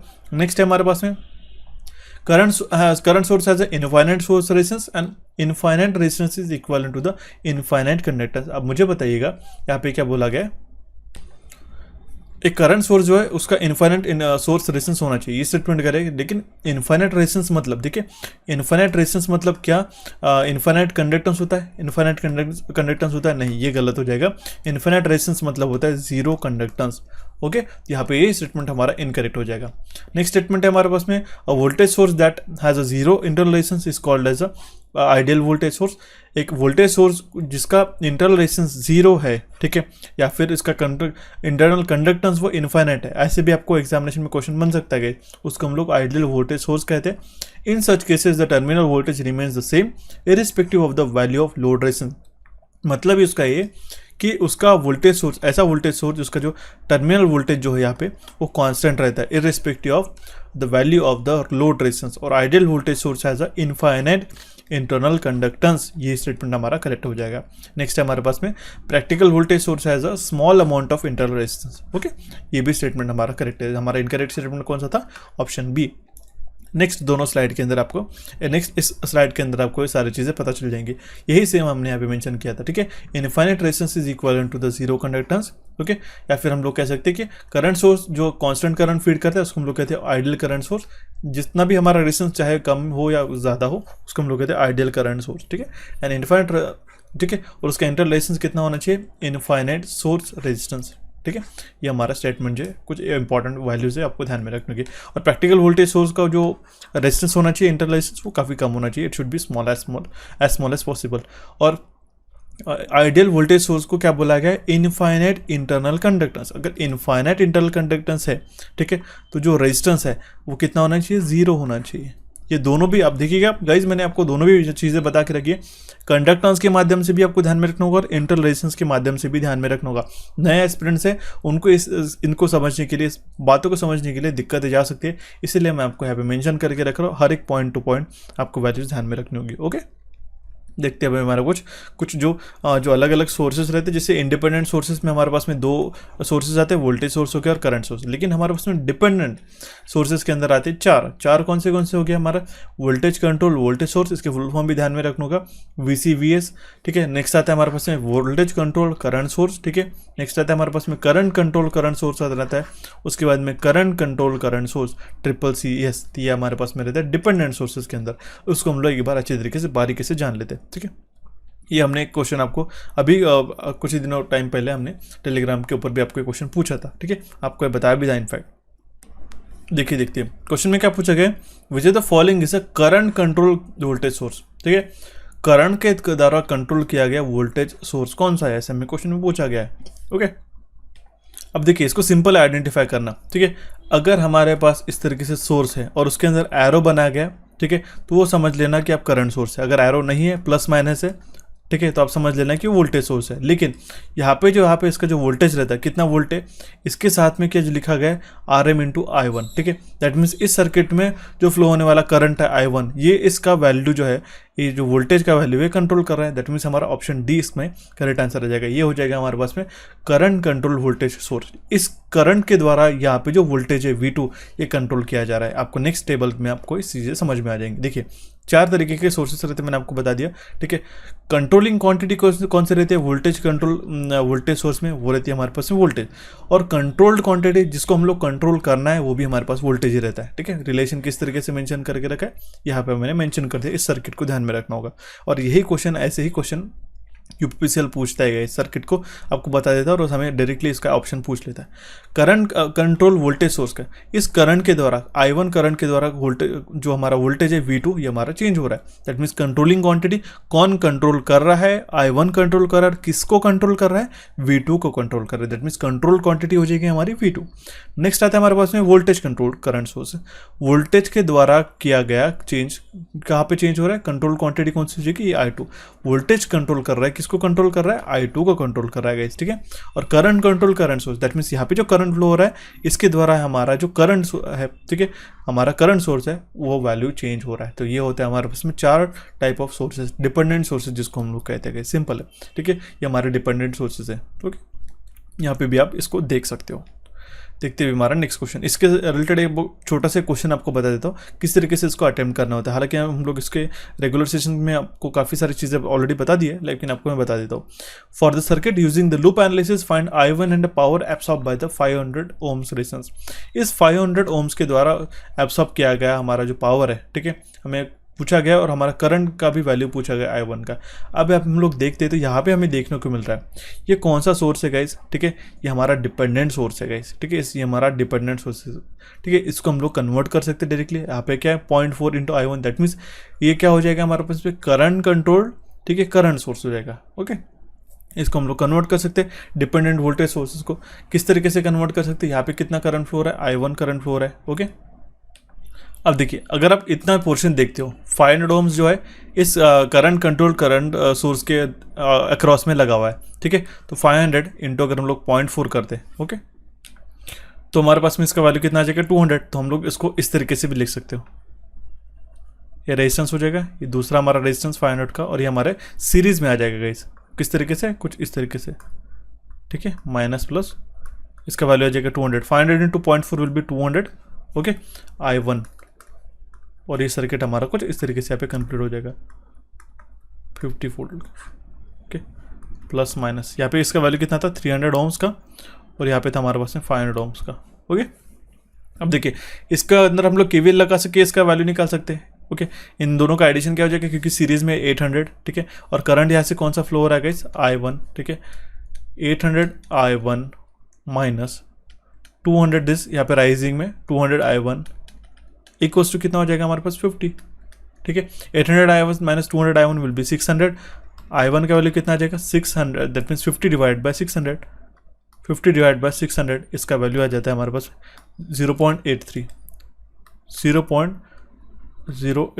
Ampere, okay. ये वैल्यू हो गया हमारे पास में करंट का, ओके, I1 का। अब देखिए कितना पावर एब्सॉर्ब किया जा रहा है इस I2, दैट मीन्स कितना I2R ड्रॉप हो रहा है यहाँ पे इस रेजिस्टेंस के अक्रॉस में हम लोग निकाल सकते हैं। एक फार्मूला होता है हमारे पास में I2R, ठीक है। I2 दैट मीन्स 0.083, ठीक है, इसका स्क्वायर मल्टीप्लाइड बाय रेजिस्टेंस कितने हमारे पास में 500, तो इसके अंदर का जो ड्रॉप आता है वो आएगा हमारा 3.47 वाट। ऑप्शन बी इस क्वेश्चन का यहाँ पे जो है करेक्ट आंसर आ जाता है। इस तरीके से डिपेंडेंट सोर्सेज को हमें सॉल्व करना रहता है गाइस। नेक्स्ट हम लोग को एक बार क्वेश्चन देख लेते हैं। ये क्वेश्चन हमारे थ्योरम्स के अंदर आना चाहिए था, हालांकि which the following is not a circuit analysis method, इसमें से कौन सा एक सर्किट एनालिसिस का मेथड नहीं है, ऐसा क्वेश्चन में पूछा गया, तो वो हो जाएगा हमारा option C branch voltage method. ये एक हमारा गलत आंसर आ जाता है गाइस। ऐसे ही आपको ऑप्शन देखने को मिल सकते हैं और ये काफ़ी यूनिक क्वेश्चन में से बनता है। ब्रांच करंट मेथड हो गया, मेश करंट मेथड और नोड वोल्टेज मेथड, ये हमारे तीनों भी वैलिड मेथड है, लेकिन हमारा ब्रांच वोल्टेज मेथड ये हमारा कोई भी एक हमारा सर्किट एनालिसिस का मेथड नहीं है। ऑप्शन सी इस क्वेश्चन का करेक्ट आंसर आ जाएगा, ठीक है। सो देखते हैं हमारा नेक्स्ट क्वेश्चन क्या है। कुछ हम लोग अभी एसी फंडामेंटल एंड सर्किट्स के ऊपर जो यूनिक क्वेश्चंस एग्जामिनेशन में बनते हैं, जहाँ से हमारे पास पॉसिबिलिटी बन सकती है, वो हम लोग एक बार डिस्कस कर लेते हैं। काफ़ी सिंपल से क्वेश्चन है, ठीक है, क्योंकि हमारा एक फंडामेंटली टॉपिक है आज का। क्वेश्चन क्या है, a sine wave has a maximum voltage of 100 volt, what is the voltage after 135 degree of rotation. एक साइन वेव हमारे पास में, ठीक है, जिसका मैक्सिमम वोल्टेज है यहाँ तक जो जा रहा है वो है हमारे पास में 100 वोल्ट। तो हमें पूछा गया 135 डिग्री के बाद हमारे पास कितना वोल्टेज यहाँ में हमें देखने को मिलेगा। ये होता है हमारे पास में 190 डिग्री, ठीक है, 180 डिग्री होता है, यहाँ तक होता है हमारे पास में पाई, दैट मीन्स 180 डिग्री, ठीक है। यहाँ पे होता है हमारे पास 90 डिग्री, दैट मीन्स यहाँ तक आना चाहिए हमारा 135 डिग्री, करेक्ट। तो यहाँ पे हमारा इसका जो वैल्यू है ये हमें क्वेश्चन में पूछा गया। ऐसा फंडामेंटल क्वेश्चन बन सकता है, काफ़ी सिंपल है। इसका जो करेक्ट आंसर आ जाएगा 70.0, 70.7 वोल्ट आएगा। किस तरीके से, क्योंकि जो इंस्टेंटेनियस वैल्यू होते हैं, हमें जो वैल्यू पूछी गई, ठीक है, एक कोई भी वैल्यू पे मान लो अगर आपने पॉज कर लिया, एक जो साइनोसाइडल हमारा रोटेट हो रहा है, ठीक है, कोई भी वैल्यू पे अगर अपने कोई भी पॉइंट पे अपने इसका जो वैल्यू पूछ लिया, तो वो जो वैल्यू होती है वो होती है हमारे पास में इंस्टेंटेनियस वैल्यू। उस इंस्टेंट की उसी समय की वैल्यू उसकी कितनी होती है। तो अगर हमारे पास में 100 वोल्ट है मैक्सिमम वोल्टेज और 135 डिग्री रोटेशन के बाद अगर हमें वैल्यू पूछी गई, तो वो आ जाएगी हमारे पास 135, ठीक है, वो आएगी हमारे पास में 70.7 वोल्ट। इसको किस तरीके से किस तरीके से निकाल लिया, ए मैक्स मल्टीप्लाइड में होता है हमारे पास साइन ऑफ थीटा, ठीक है।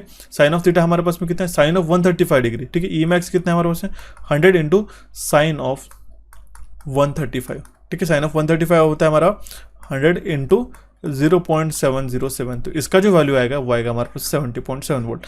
ये आपको समझाने के लिए मैं क्वेश्चन बता रहा हूँ, नॉट लाइक कि ऐसे क्वेश्चन एग्जामिनेशन में बनेगा सेम, लेकिन क्वेश्चन इसी तरीके से बनेंगे, ठीक है। ये सेम क्वेश्चन आपको बनेगा, ठीक है। ये मैं आपको इसी क्वेश्चन की बात करूँ, नॉट प्रीवियसली। देखिए, तो ये है जो हमारा साइनोसाइड रोटेट होता है, तो ये जैसे 180 डिग्री क्रॉस होने के बाद इसका जो पोलैरिटी चेंज हो जाता है। लेकिन हमें अगर कोई भी वैल्यू पे, अगर आपको कोई भी डिग्री पे इसका वैल्यू पूछा गया, तो वो आपको निकालते हुए आना चाहिए। बेसिक इलेक्ट्रिकल इंजीनियरिंग का ये फंडामेंटल होता है। जैसे हमारे पास में 100 वोल्ट इसका पीक वैल्यू है, ठीक है। 90 डिग्री पे अगर हमारा पीक वैल्यू आ रहा है, तो अगर हमारा 30 डिग्री पे हम लोग निकालते हैं तो 50 वोल्ट आ जाएगा, ठीक है। इस तरीके से आपकी साइनोसाइडल की वैल्यू चेंज होती रहती है और उसी वैल्यू को हम लोग कहते हैं इंस्टेंटेनियस वैल्यू। नेक्स्ट स्लाइड में आपको कुछ जो चीज़ें इंपॉर्टेंट है आपको मैं बता देता हूँ। Relation between frequency and time period, ठीक है। टाइम पीरियड मतलब क्या होता है, 1/f, ठीक है, ठीक है। टाइम पीरियड मतलब क्या होता है, कंप्लीट 1 फ्रीक्वेंसी सेकंड्स, या फिर हमारे पास फ्रीक्वेंसी मतलब क्या होता है 1/t। इसको हम लोग किसका मेजर करते हैं, साइकिल्स पर सेकंड। ये क्या है, यूनिट किसका है, ये हर्ट्ज, ठीक है। ये हमारा जो फ्रीक्वेंसी है इसको हम लोग कहते हैं साइकिल्स पर सेकंड, हर्ट्ज। 50 हर्ट्ज मतलब क्या है, 50 साइकिल पर सेकंड, ओके, 50 साइकिल्स पर सेकंड। और रिलेशन आपको पता होगा फ्रीक्वेंसी और एंगुलर वेलोसिटी में, ये आपको इंपॉर्टेंट है। जो फ्रीक्वेंसी रहती है साइकिल्स पर सेकंड की, तो अगर हम लोग एंगुलर डिस्टेंस कवर करते एक साइकिल के अंदर, तो वो कितना होता है 2 पाई रेडियन, ठीक है। एक कंप्लीट साइकिल के अंदर इसमें पॉजिटिव पोलैरिटी नेगेटिव पोलैरिटी, तो कितना आता है 2 पाई रेडियन, ठीक है। एंगुलर डिस्टेंस हम लोग मेजर कर रहे हैं रेडियन में। तो जो एंगुलर डिस्टेंस कवर होता है पर सेकंड इन एक पर्टिकुलर एफ साइकिल में होता है हमारा 2 पाई, ठीक है।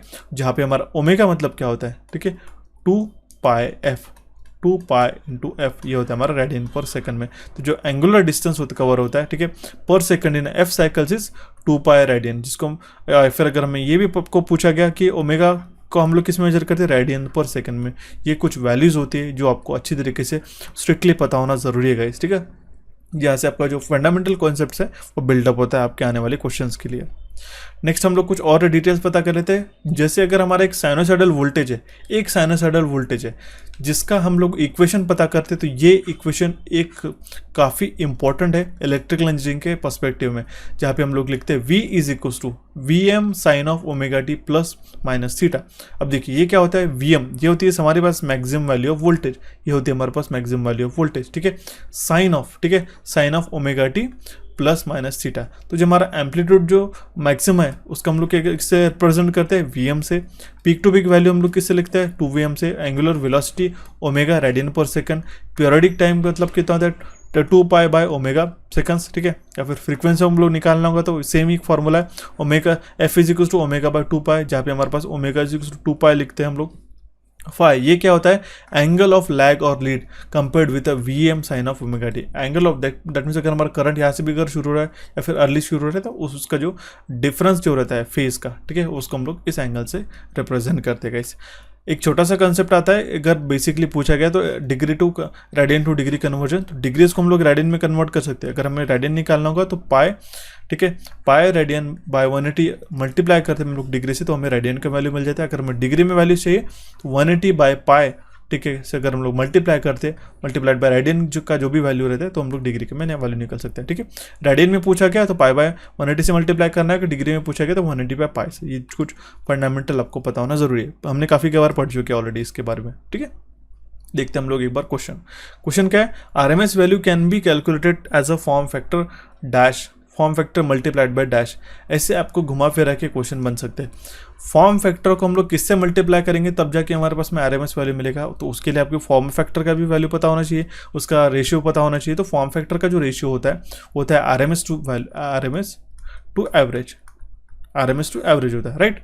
अब देखिए ये होता है हमारे पास में इफेक्टिव RMS वैल्यू, यहाँ की जब सेंटर लाइन दिख रही है, ठीक है, एवरेज वैल्यू RMS वैल्यू से कम रहती है, ठीक है। उसके बाद हमारे पास में RMS वैल्यू रहता है, देन आता है हमारे पास में पीक वैल्यू। इससे आपको सीक्वेंस आपको पता होना जरूरी है। तो RMS वैल्यू को निकालना होगा तो जब हम लोग फॉर्म फैक्टर को किससे मल्टीप्लाई करते हैं, एवरेज वैल्यू से, ठीक है। फॉर्म फैक्टर को अगर हम लोग एवरेज वैल्यू से मल्टीप्लाई करेंगे तो जाके हमारे पास में एवरेज वैल्यू RMS वैल्यू निकलेगा। नॉट नेसेसरीली आपको ऐसा पूछ जाए, आप कोई भी रिलेशन कैसे भी तरीके से फ्रेम अप करके एग्जामिनेशन में क्वेश्चन के फॉर्म में पूछ सकता है गाइस, ठीक है। तो ये आपको ध्यान में रखना होगा। देखते हुए हमारा नेक्स्ट क्वेश्चन क्या है, पीक फैक्टर इज रेशियो। काफ़ी बेसिक सा क्वेश्चन है, बेसिक एस्पिरेंट जो नए एस्पिरेंट्स हैं उनके लिए काफ़ी ज़्यादा काम में आएगा। पीक फैक्टर किसका रेशियो रहता है, maximum value to the RMS value.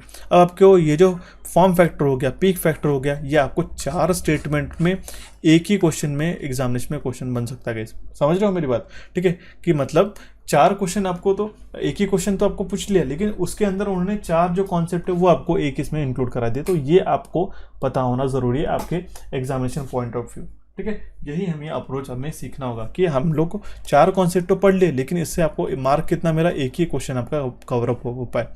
उसके लिए आपको 4 भी कॉन्सेप्ट आपको पता होना ज़रूरी थे। इसीलिए आपको मैं बताता हूँ कि हमें एग्जामिनेशन को क्लियर करना होगा गाइस, तो हमें हमारा अप्रोच चेंज करना पड़ेगा, हमें हमारा पढ़ाई का तरीका अभी रिसेंटली चेंज करना पड़ेगा। ओके, पता होना चाहिए पीक फैक्टर मतलब क्या होता है, maximum value to the RMS value. Next हम लोग एक क्वेश्चन को सॉल्व करके देख लेते हैं, ठीक है। मैं आपको होमवर्क के माध्यम से दे रहा हूँ। एक हमारे पास में करंट का इक्वेशन है, I is equal to IM sine of omega t, ठीक है। IM ये होता है IM का वैल्यू, ठीक है, साइन ऑफ ओमेगा टी। तो आप खुद से आप इसको सॉल्व कर सकते हो। उसका मैक्सिमम वैल्यू निकालिएगा, फ्रीक्वेंसी निकालिएगा, RMS वैल्यू, एवरेज वैल्यू और फॉर्म फैक्टर। अभी आपके लिए एज अ होमवर्क करके दे रहा हूँ, ठीक है। कुछ छोटा सा एक होमवर्क है, आप सॉल्व करके देख लीजिएगा। इससे आपका एक छोटा सा जो कॉन्सेप्ट है, बेसिक कॉन्सेप्ट है, आपके क्लियर अप हो जाता है, ठीक है। यहाँ पे मैंने आई का इक्वेशन यहाँ पे मैंने बता दिया। तो आपको फॉर्म फैक्टर निकालने की कौन सी वैल्यू लगती है, ठीक है। RMS वैल्यू निकालने के लिए क्या लगता है, एवरेज वैल्यू के लिए क्या लगता है, ये आपको पता होना जरूरी है। देखते हुए हमारा एक क्वेश्चन में क्या पूछा गया, if an alternating current is represented by I is equal to 10 sine of 314t where is a t is a second, the frequency is around. Question काफी सिंपल है गाइस, ठीक है। ओमेगा इज इक्वल टू क्या मैंने बताया था, 2 pi into F, मैंने already बताया था, ठीक है। इस इक्वेशन को अगर हम लोग इससे कंपेयर करते हैं, ठीक है, तो यहाँ पे IM का वैल्यू कितना आ जाएगा 10 और ओमेगा का वैल्यू आ जाएगा हमारे पास में 340। तो 314 ओमेगा का वैल्यू आ गया, 2 पाई इंटू एफ। तो हम लोग एफ का फ्रीक्वेंसी का वैल्यू निकाल सकते हैं 300, ठीक है। एफ का वैल्यू हम लोग निकाल सकते हैं 314 डिवाइड बाय 2 पाई, इसका ही वैल्यू कितना आता है हमारे पास में 50 हर्ट्ज। ऑप्शन बी इस क्वेश्चन का करेक्ट आंसर आ जाएगा। देखिए ओमेगा पाई को हम लोग किस तरीके से लिख सकते हैं, हम लोग इंटू 3.14, एक अगर ऑन एन एवरेज हम लोग वैल्यू निकाल लेंगे, ठीक है। तो आसानी से हम लोग इसका वैल्यू निकाल सकते हैं कैंसिल आउट करके, 50 हर्ट्ज इसका करेक्ट आंसर आ जाएगा। नेक्स्ट हम लोग एक कुछ टेबल के माध्यम से अलग अलग जो वेवफॉर्म्स रहती हैं उसके बारे में एक बार डिटेल में डिस्कस कर लेते हैं। वहाँ पे भी एक 2 क्वेश्चन आपको बन सकते हैं, ठीक है। अगर एक भी क्वेश्चन बनता है और वो भी छूटना नहीं चाहिए, इसके लिए आपको बता दे रहा हूँ, ठीक है। यहाँ पे अलग अलग वेवफॉर्म्स है, जहाँ पे साइन वेव है, half wave rectified sine wave है, full wave rectified sine wave है, जिसका RMS value, average value, form factor कितना होना चाहिए, पीक फैक्टर कितना होना चाहिए, ये आपको पता होना जरूरी है। अगर साइन वेव का अगर आपको एवरेज वैल्यू पूछा गया इन टर्म्स ऑफ IMAX तो आपको पता होना चाहिए, ठीक है। In terms of average value वो भी आपको पता होना चाहिए। इसमें आपको कन्वर्जन भी आपको आने चाहिए, इसीलिए आपको जो बाकी वैल्यूज होती है वो भी आपको पता होना जरूरी है। ये हमारा 0.637 किस तरीके से आता है, 2 बाय पाई का जो फैक्टर होता है ये मतलब होता है 0.637, ये आपको पता होना जरूरी है। नेक्स्ट आता है हमारे पास में form factor. Form factor is what, ठीक है, इट इज रेशियो ऑफ, अब याद करने की कोशिश कीजिएगा, form factor is the ratio of RMS to average value, ठीक है, RMS to average value. Form factor का हमने जो डेफिनेशन देखा था, ठीक है, वो क्या था, RMS टू एवरेज वैल्यू, ठीक है। अब मुझे बताइएगा, यहाँ पे RMS है, 1 second, RMS to average value, ठीक है। तो 0.707 डिवाइड बाय 0.637, ठीक है। तो ये हमारा IMAX कैंसिल आउट हो जाता है, इसका जो फैक्टर बनता है हमारा 1.11 बनता है। इस तरीके से आपको वैल्यूज जो है मैनिपुलेट करके निकालते आना चाहिए। उसी तरीके से साइन वेव रेक्टिफाइड के लिए जो RMS वैल्यू है वो कितना होता है, एवरेज वैल्यू कितना होता है, फॉर्म फैक्टर कितना होता है और पीक फैक्टर कितना होता है, ये आपको पता होना चाहिए। Full wave rectified sine wave के लिए भी सेम है। उसके बाद में रेक्टेंगुलर के लिए, अब देखिए रेक्टेंगुलर का जो बेसिक फंक्शनलिटी है काफ़ी इंटरेस्टिंग है और काफ़ी मज़ेदार हम लोग उसको कह सकते हैं कि जिसका RMS वैल्यू जो है वो भी IMAX से रहता है, एवरेज वैल्यू भी IMX रहता है, फॉर्म फैक्टर इसका 1 रहता है और पीक फैक्टर भी इसका 1 रहता है। ये एग्जामिनर आपको वैल्यूज दे सकता है, ठीक है। कि आपको चलो पूछ लिया उन्होंने कि what is the average value of full sine wave is 0.637 times of IMAX IRMS, यहाँ पे IRMS भी आ सकता है, तो हम लोग कंफ्यूज ना होने चाहिए। हम लोग 0.637 ये तो ध्यान में रख लेते, लेकिन ये मैक्सिमम है या RMS है, हम लोग जल्दबाजी में इसको गलत कर लेते हैं। तो जो छोटी छोटी सिली मिस्टेक्स होती है वही आपको मिस्टेक जो आपको स्किप आउट करनी है, ठीक है, सो दैट आपका एक्यूरेसी बना रहे। नेक्स्ट है हमारे पास अब और एक हमने देख लिया था ट्रायंगुलर वेव है, जिसमें हमारे पास RMS वैल्यू उसका कितना आता है, ठीक है, एवरेज वैल्यू कितना है, फॉर्म फैक्टर कितना है और उसका पीक फैक्टर कितना है, ये आपको पता होना जरूरी है। एक आपको टेबल के माध्यम से बता देता हूँ सो दैट आपको उसमें बाकी जो समझने के लिए आपको आसानी हो। क्वेश्चन में क्या पूछा गया, which of the following wave form has the lowest form factor, सबसे कम फॉर्म फैक्टर कौन से वेव फॉर्म का है, वो है हमारे पास में स्क्वायर वेव का। आप देख सकते हो उसका 1 है, ठीक है, फॉर्म फैक्टर 1 है। इसी के साथ जो आपको मेजर एग्जामिनेशन में बनती है वो आपको वैल्यूज ध्यान में रखनी होगी, जो आपको आगे आने वाले क्वेश्चंस को सॉल्व करने के लिए भी इंपॉर्टेंट आती है, ठीक है, जैसे कि होगा हमारा sine wave, triangular wave, square wave और सॉटूथ वेव। तो साइन वेव का RMS वैल्यू कितना है 0.707, ट्राइंगुलर का हमारे पास 0.577, स्क्वायर वेव का है हमारा 1, सॉटूथ का है हमारे पास में 0.577, ठीक है। उसी तरीके से पीक फैक्टर और फॉर्म फैक्टर के भी जो वैल्यूज मैंने बता दिए ये आप अच्छी तरीके से ध्यान में रखिएगा, ठीक है। देखते हैं हमारा नेक्स्ट स्लाइड। क्वेश्चन में हमारे पास में आपको AC फंडामेंटल में आपको बन सकता है कि जो साइनोसॉइडल फेजर ट्रांसफॉर्मेशन रहता है, ठीक है, अगर हम लोग VM cos of omega t plus phi लिखते हैं तो हम लोग फेजर डोमेन में VM at an angle of phi लिखते हैं, ठीक है। Sine of omega t plus phi अगर हम लिखते हैं तो VM at an angle of phi minus 90 degree लिखते हैं। ये आपको रिप्रेजेंटेशन पता होना जरूरी है। ये क्या करता है, UPPCL ऐसे बेसिक वैल्यूज ही लेके आपको क्वेश्चन ही बना देता है इसके ऊपर। हम लोग जिसको इग्नोर करते हैं, जिसको हम लोग इग्नोर करते हैं वहीं पे क्वेश्चन आपको एग्जामिनेशन में देखने को मिलता है। यही आपको पता होना चाहिए गाइस, ठीक है।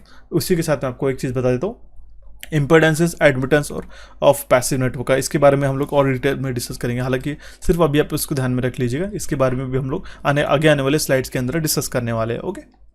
देखते हुए हमारा एक क्वेश्चन क्या कह रहा है हमारे पास में, capacitor with the initial charge will behave like as a dash, ठीक है।